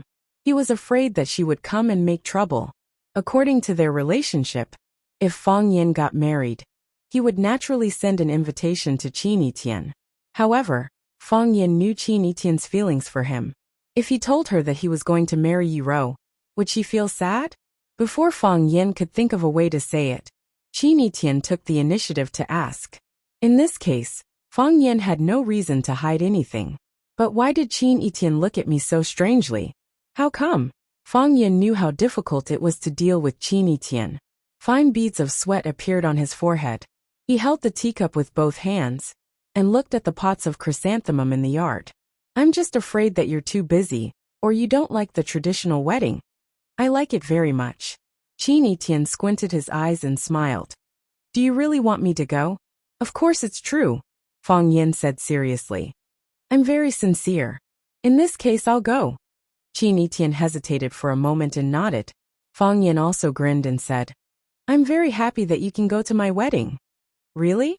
Qin Etian looked at Fang Yan and said, On the day of your wedding, I'll put on my most beautiful dress and my favorite phoenix coronet. I'll dress myself up beautifully to be your bridesmaid. What do you think? Fang Yan nodded. Fang Yan nodded.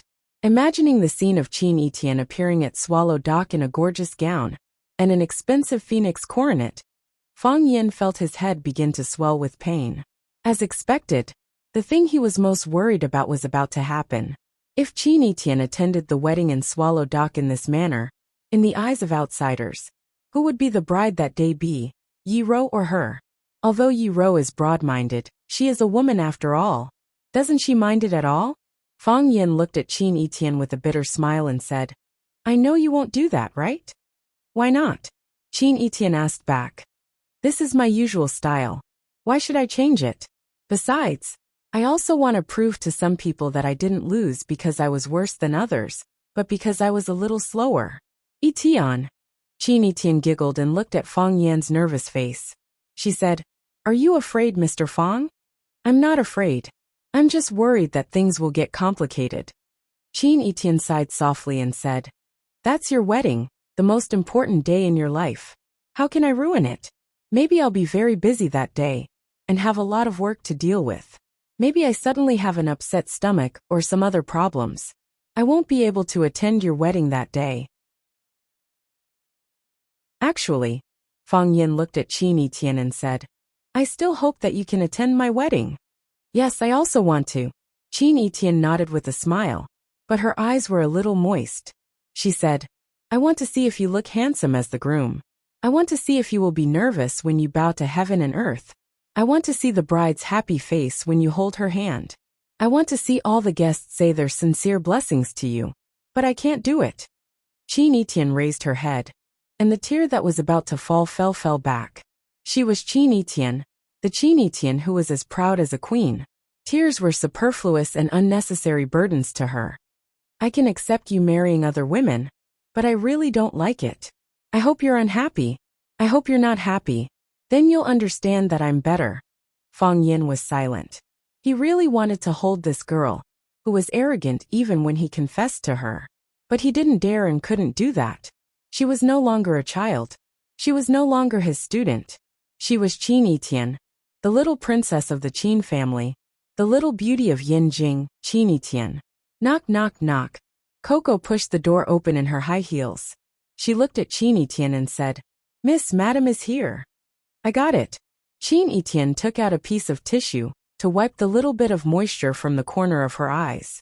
She didn't want others to see her weak and helpless side, even if that person was her mother. Li Xinyan was here. This was the first time Fang Yin saw Li Xinyan in Qin Etian's villa. The mother and daughter had one thing in common. Every time they went out, it was like a visit from the head of a country. Following Li Xinyan were 5 luxury cars, a dozen bodyguards, and 2 confidential assistants. Li Xinyan was surrounded by them, like a queen who came out to inspect her territory. The bodyguards and assistants dispersed outside. Li Xinyan was welcomed into the living room by Qin Etian and Fang Yan. He said, What are you two talking about? We're talking about Fang Yan's wedding. Qin Etian said expressionlessly. Her emotions didn't fluctuate at all. It was as if she was talking about a very insignificant matter. Fang Yan is getting married. Did he send you an invitation? Li Xinyan looked at her daughter's face and said to Fang Yan, Let's talk alone. Then she took the lead and walked to the backyard of the villa. Fang Yan glanced at Qin Etian and had to stand up and follow her. The backyard of the villa was where Fang Yan often went to the hot spring. Li Xinyan sat on a rattan chair and waited for Fang Yan's arrival. Fang Yan walked in front of Li Xinyan and said, Teacher. Etian cried just now, Li Xinyan said. Fang Yan was very shocked. Qin Etian did show signs of crying just now, but he saw very clearly that the tears didn't flow down at all. Moreover, before knowing that Li Xinyan was coming, Qin Etian used a wet tissue to wipe the corners of her eyes. She used a definite sentence, not a question, which meant that she was sure that Qin Etian cried just now. Was this the legendary mother-daughter bond? No. Fang Yan wanted to make his description more accurate. Etian is a very proud person. Yes, because she is a very proud person, she disdains to fight for things. But if she doesn't fight for things, how can she get what she wants? Li Xinyan obviously also felt that his daughter's emotional problems were a bit tricky. He looked at Fang Yan and said, Fang Yan, don't blame me for bringing it up again. I'll ask you again. Are you really not going to consider the proposal from last time? Fang Yan was silent for a long time, then looked at Li Xinyan and said, I really don't want to refuse. Because every time I refuse, I feel like I'm hurting Etian. But you also know the situation right now. I already have a fiancé. I'm going to marry another girl. The betrothal gift has already been given. The wedding date has already been set. How can I let that girl down and choose Etienne? If that's the case, how can I be worthy of Etienne's love? Ai. Li Xinyan sighed softly and said, I just didn't think that my daughter would lose. Ever since she was young, she has never lost. All right, don't feel troubled. This kind of thing can't be forced. Since Etienne has already decided to give up, I can't interfere too much. Li Xinyan looked at Fang Yan and said, You already know about the recent situation, right? Situation? What situation? Fang Yan asked with a confused expression. Li Xinyan's expression was gentle as he said softly, Fang Yan, do you really not know anything? Ah, are you talking about the matter of General Hang stealing Qin Chang's girlfriend? When this matter was exposed, I was also quite surprised. General Hang looks like a gentleman on the surface, but I didn't expect him to be a beast in human clothing, capable of doing all kinds of shameless things. Speaking of which, my relationship with Qin Chang is quite good. Although we had some disagreements the last time we met at Junwei House, we quickly became very good friends. I haven't had the chance to see him since coming to Beijing this time. Otherwise, I would have to properly comfort him. Fang Yan. Li Xinyan's gaze became sharp and said, Do you really think that no one knows that you were the one who released that video? Fang Yan looked at Li Xinyan with a surprised expression and said, You're actually suspecting me? I'm not suspecting, I'm certain. I'm certain that you did it. You have proof. I don't have proof. Li Xinyan's words sounded a bit unreasonable as he said, Feeling. This is my feeling. And also the answer that I came up with after analyzing it. Every time, you only need to pay attention to who is the biggest beneficiary behind the scenes to easily find the answer. Fang Yan. After that video was exposed, the Qin family and the Jiang family became mortal enemies. Even if the Qin family is unwilling to help, they will not accept any possibility of cooperation with the Jiang family. In addition, the Jiang family's reputation has fallen to the ground, and they have become the talk and laughing stock of the people of Beijing. Killing several birds with one stone, isn't this your plan? Fang Yan looked at Li Xinyan with a serious expression and said, Teacher, what's your attitude? What do you think of this matter? Do you think it's good or bad that this happened? From your point of view, it's naturally excellent. A stroke of genius. Li Xinyan praised. From your point of view, it's also good. Li Xinyan said expressionlessly. At least the noise in the house has disappeared, and a few people have become obedient. Fang Yan opened his mouth and smiled, then said, If that's the case, then I'll be honest with you. This matter was done by me. Fang Yan. Li Xinyan's expression suddenly became murderous. So it was you. It wasn't me. Fang Yan immediately denied. I'm just joking. How could I think of such a brilliant idea? Ha ha ha.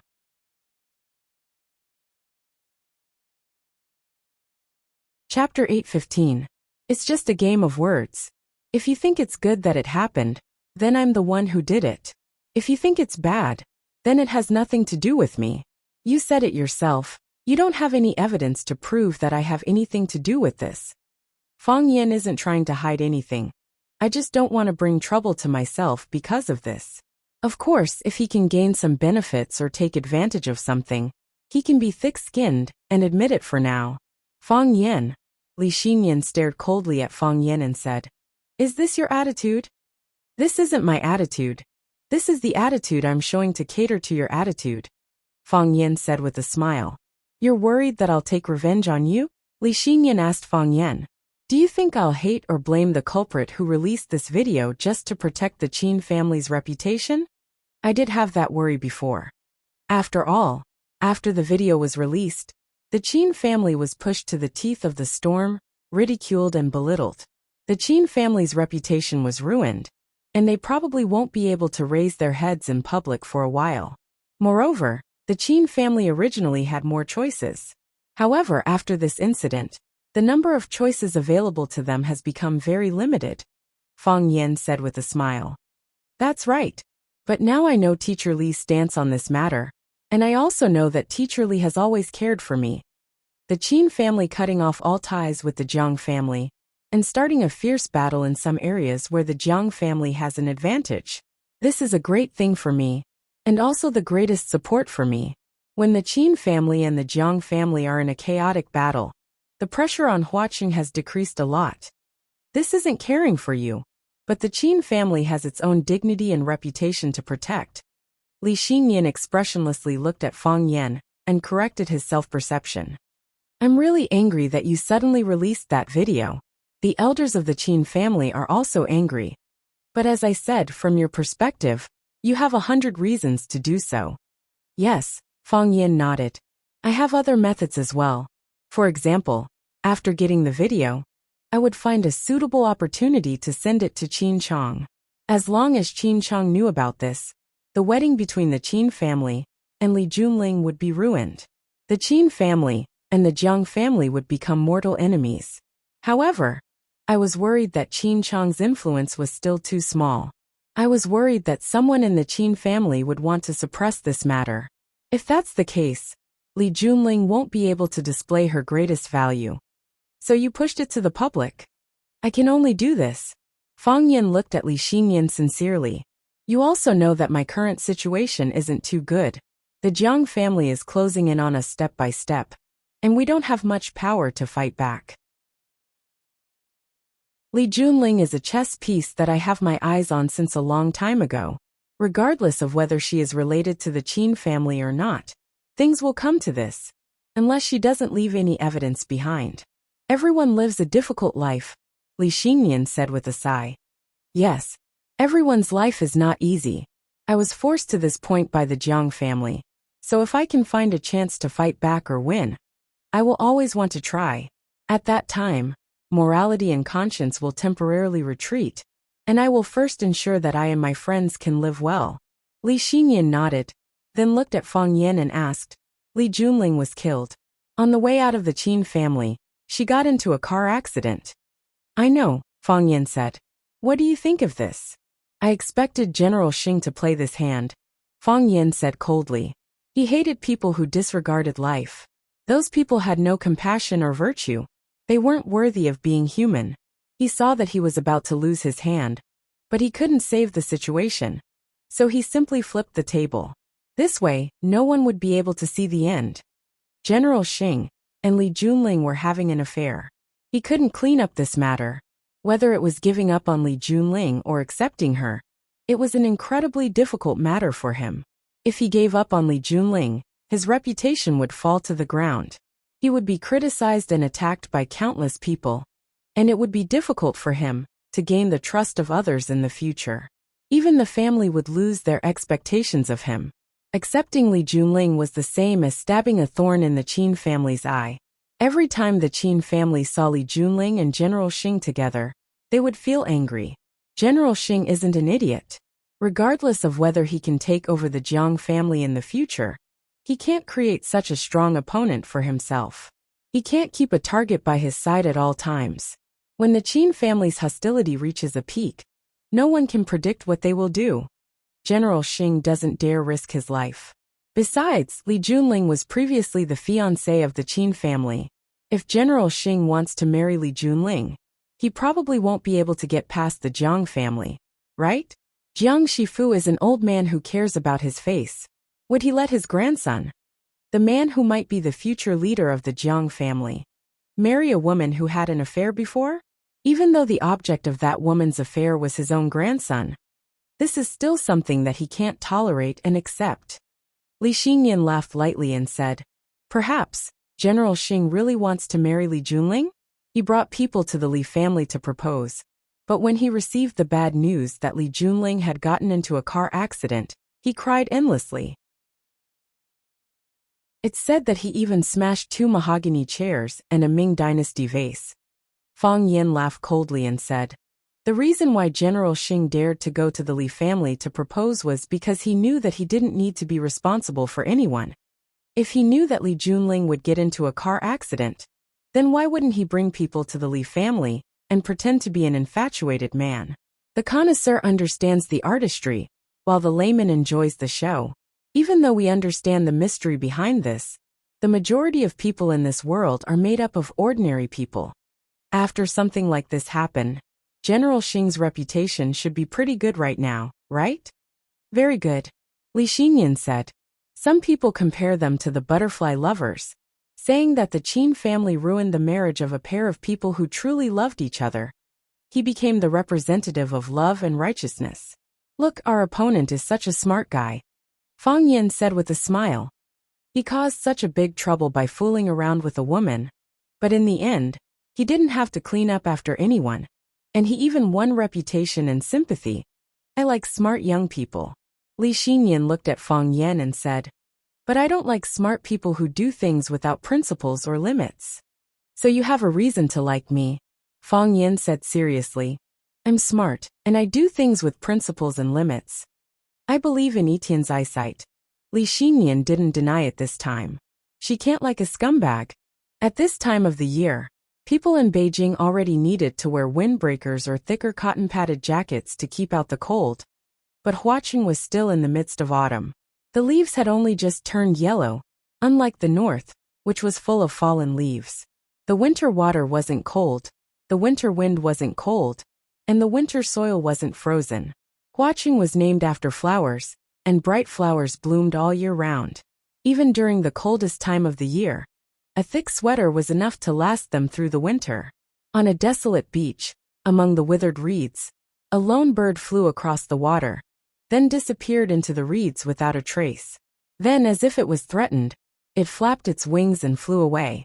Deep within the reeds, the silhouettes of people could be faintly seen. They were lying there motionlessly, like hunters waiting to catch their prey. It's in front, a man's voice said. I see it, another man's voice said. How do we move? Together. Of course I know we should move together. I just want to ask who's in front and who's behind.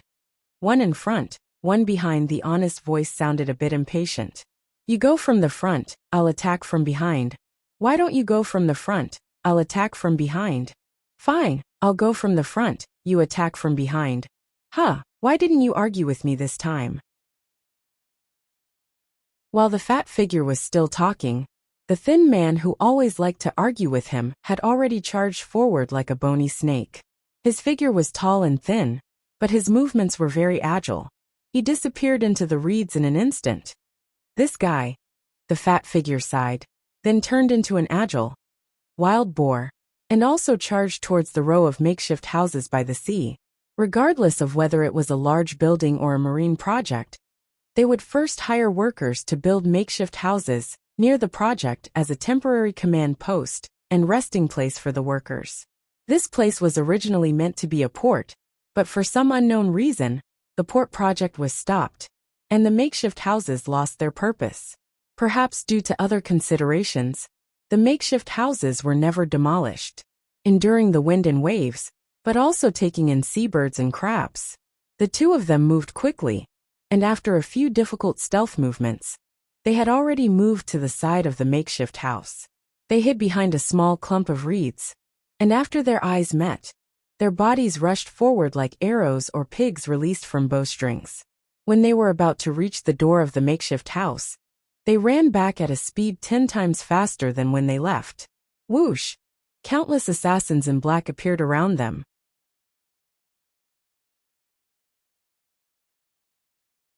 Chapter 8:16. The men in black were like a group of well-trained ghosts. They quietly crawled out from the roof of the prefab house and the reeds. They formed a fan-shaped encirclement. Other than the path they came from, the other 3 paths were all blocked by them. They gave you 2 choices, run or die. Of course, this was under the condition that you could escape. If you couldn't, you would die. According to Fang Yingying and Fang Haohan's style, they would fight if they could win, and run if they couldn't. When Fang Yingxiong was about to run back into the reeds with his butt in the air, he noticed something unusual around him. Fang Haohan did not follow. Instead, he stopped at the edge of the reeds. Then, step by step, he walked in the direction of the makeshift house, toward the men in black. Fang Yingying panicked. He turned around and shouted at Fang Haohan. Fang Haohan, are you crazy? Run. Fang Haohan didn't respond, and continued to walk toward the men in black. Fang Yingying turned around and dragged Fang Haohan's body. He shouted, Hero, go go, we're surrounded. Have you forgotten what Junior Martial Uncle taught us? Safety first. You go, I won't go. Fong Haohan shook off Fong Yingying's pull and said in a hoarse voice.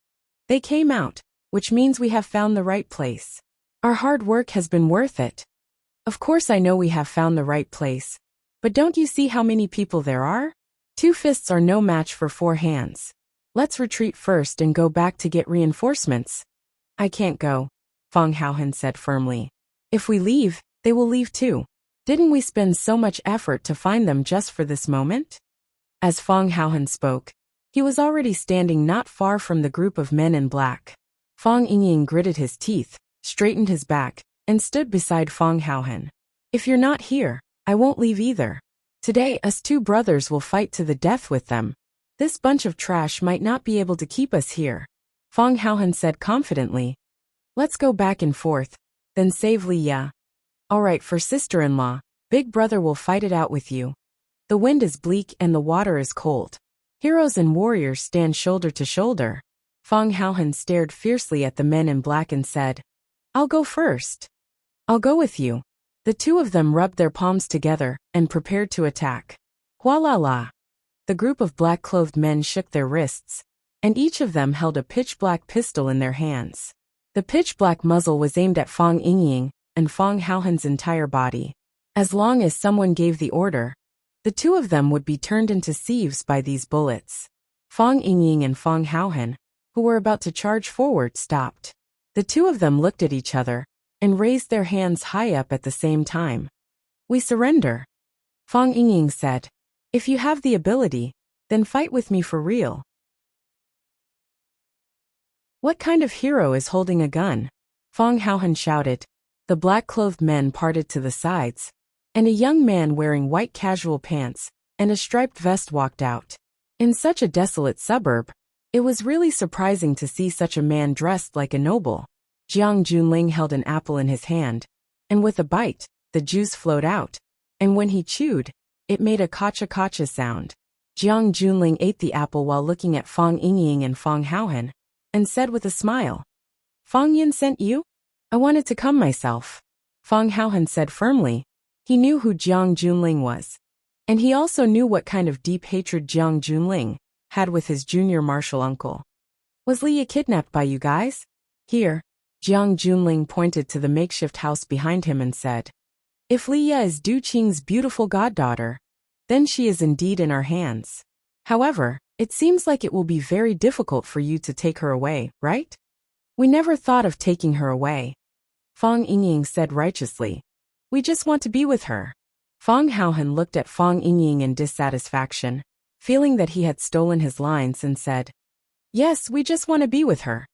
Jiang Junling chuckled as he looked at the 2 of them, and said, As expected of someone from the Fong family, you guys are exactly the same as Fong Yan.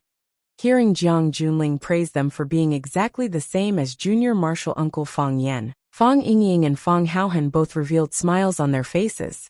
But thinking about their current situation, the smile on their faces instantly disappeared. We want to meet Li Ya. Fong Haohan said. Fong Yingying pointed at Fong Haohan and said, The main thing is that he wants to see Li Ya. It doesn't matter if I see him or not. But it would be best if the 3 of us could be arranged together.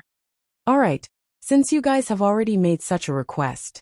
Jiang Junling threw away the apple core in his hand, took a towel from a black-clothed man and wiped his hands, then said with a smile, For my old friend Fong Yan's sake, I will not satisfy any of you. Look, don't I have Fong Yan's style when I speak like this? Fong Yingying nodded and said to Fong Haohan, It really does look like it.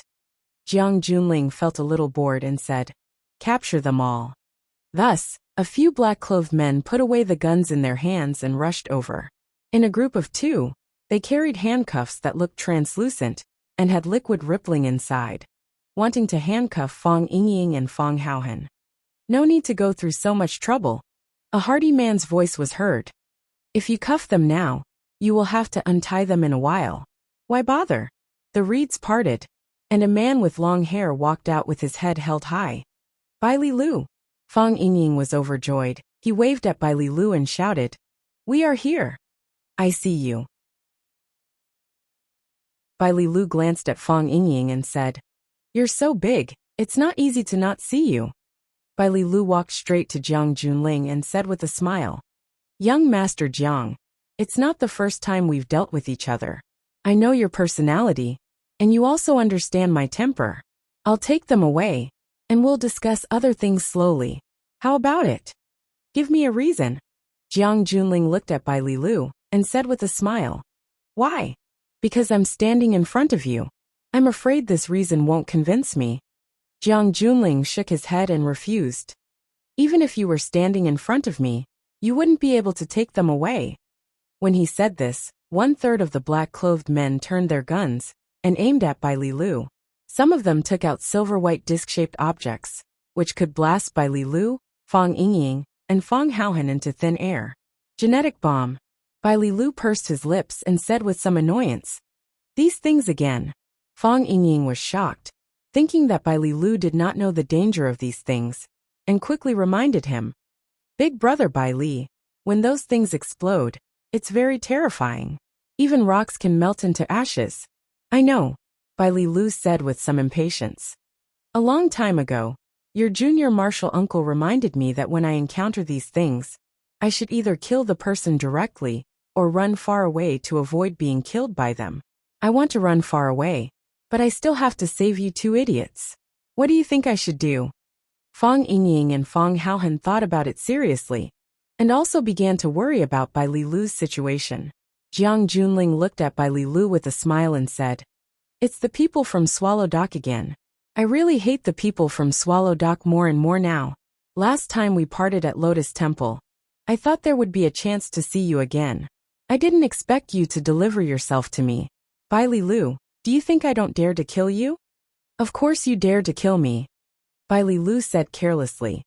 "You are a scum who has no father or son, and was expelled by your own family. What kind of things can't you do? Is there anything you don't dare to do in this world? Is there someone you don't dare to kill? It's good that you understand. We all know each other well, so there's no need to waste your breath." Jiang Junling's eyes were full of murderous intent. He was ready to kill. As long as he gave the order, the group of men in black behind him would be able to use Bai Li Lu, Fang Yingying, and Fang Haohan as targets. There was also a group of masters scattered on both sides. They were the high priests that Jiang Junling had won over before. Later, because of his downfall, a group of them left, including the blind fisherman and the Xingyi master Bao Shi.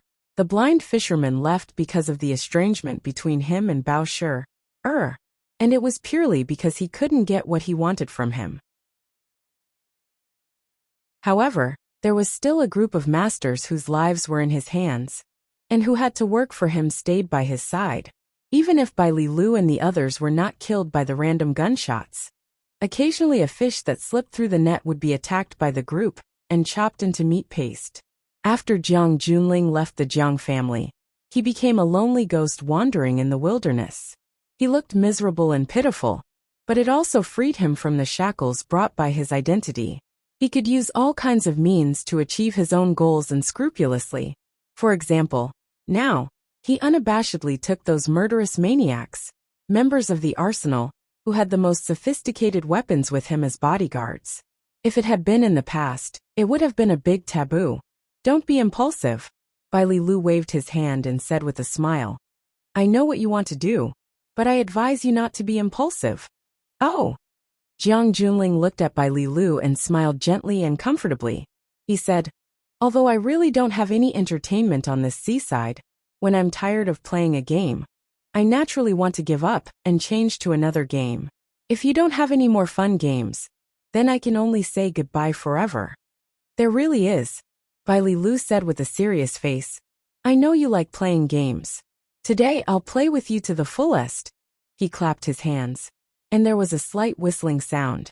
That sound was very strange, like a buzzing sound in the air. It was not very clear, but everyone present could hear it. When this sound rang out, a scene that made people's scalps tingle appeared. Countless venomous snakes rushed out from the reeds. They entangled with each other and hissed. They were so densely packed that they blotted out the sky and covered the earth as they swept towards them. You're tuning in to the Dreamy Chapters YouTube channel. We're so grateful for your support. And don't forget to subscribe to join us on this incredible journey through captivating stories. Your generosity through donations truly makes a world of difference, as it's the primary source of revenue that allows me to expand and enhance this channel for you. Thank you from the bottom of my heart for being a part of this adventure.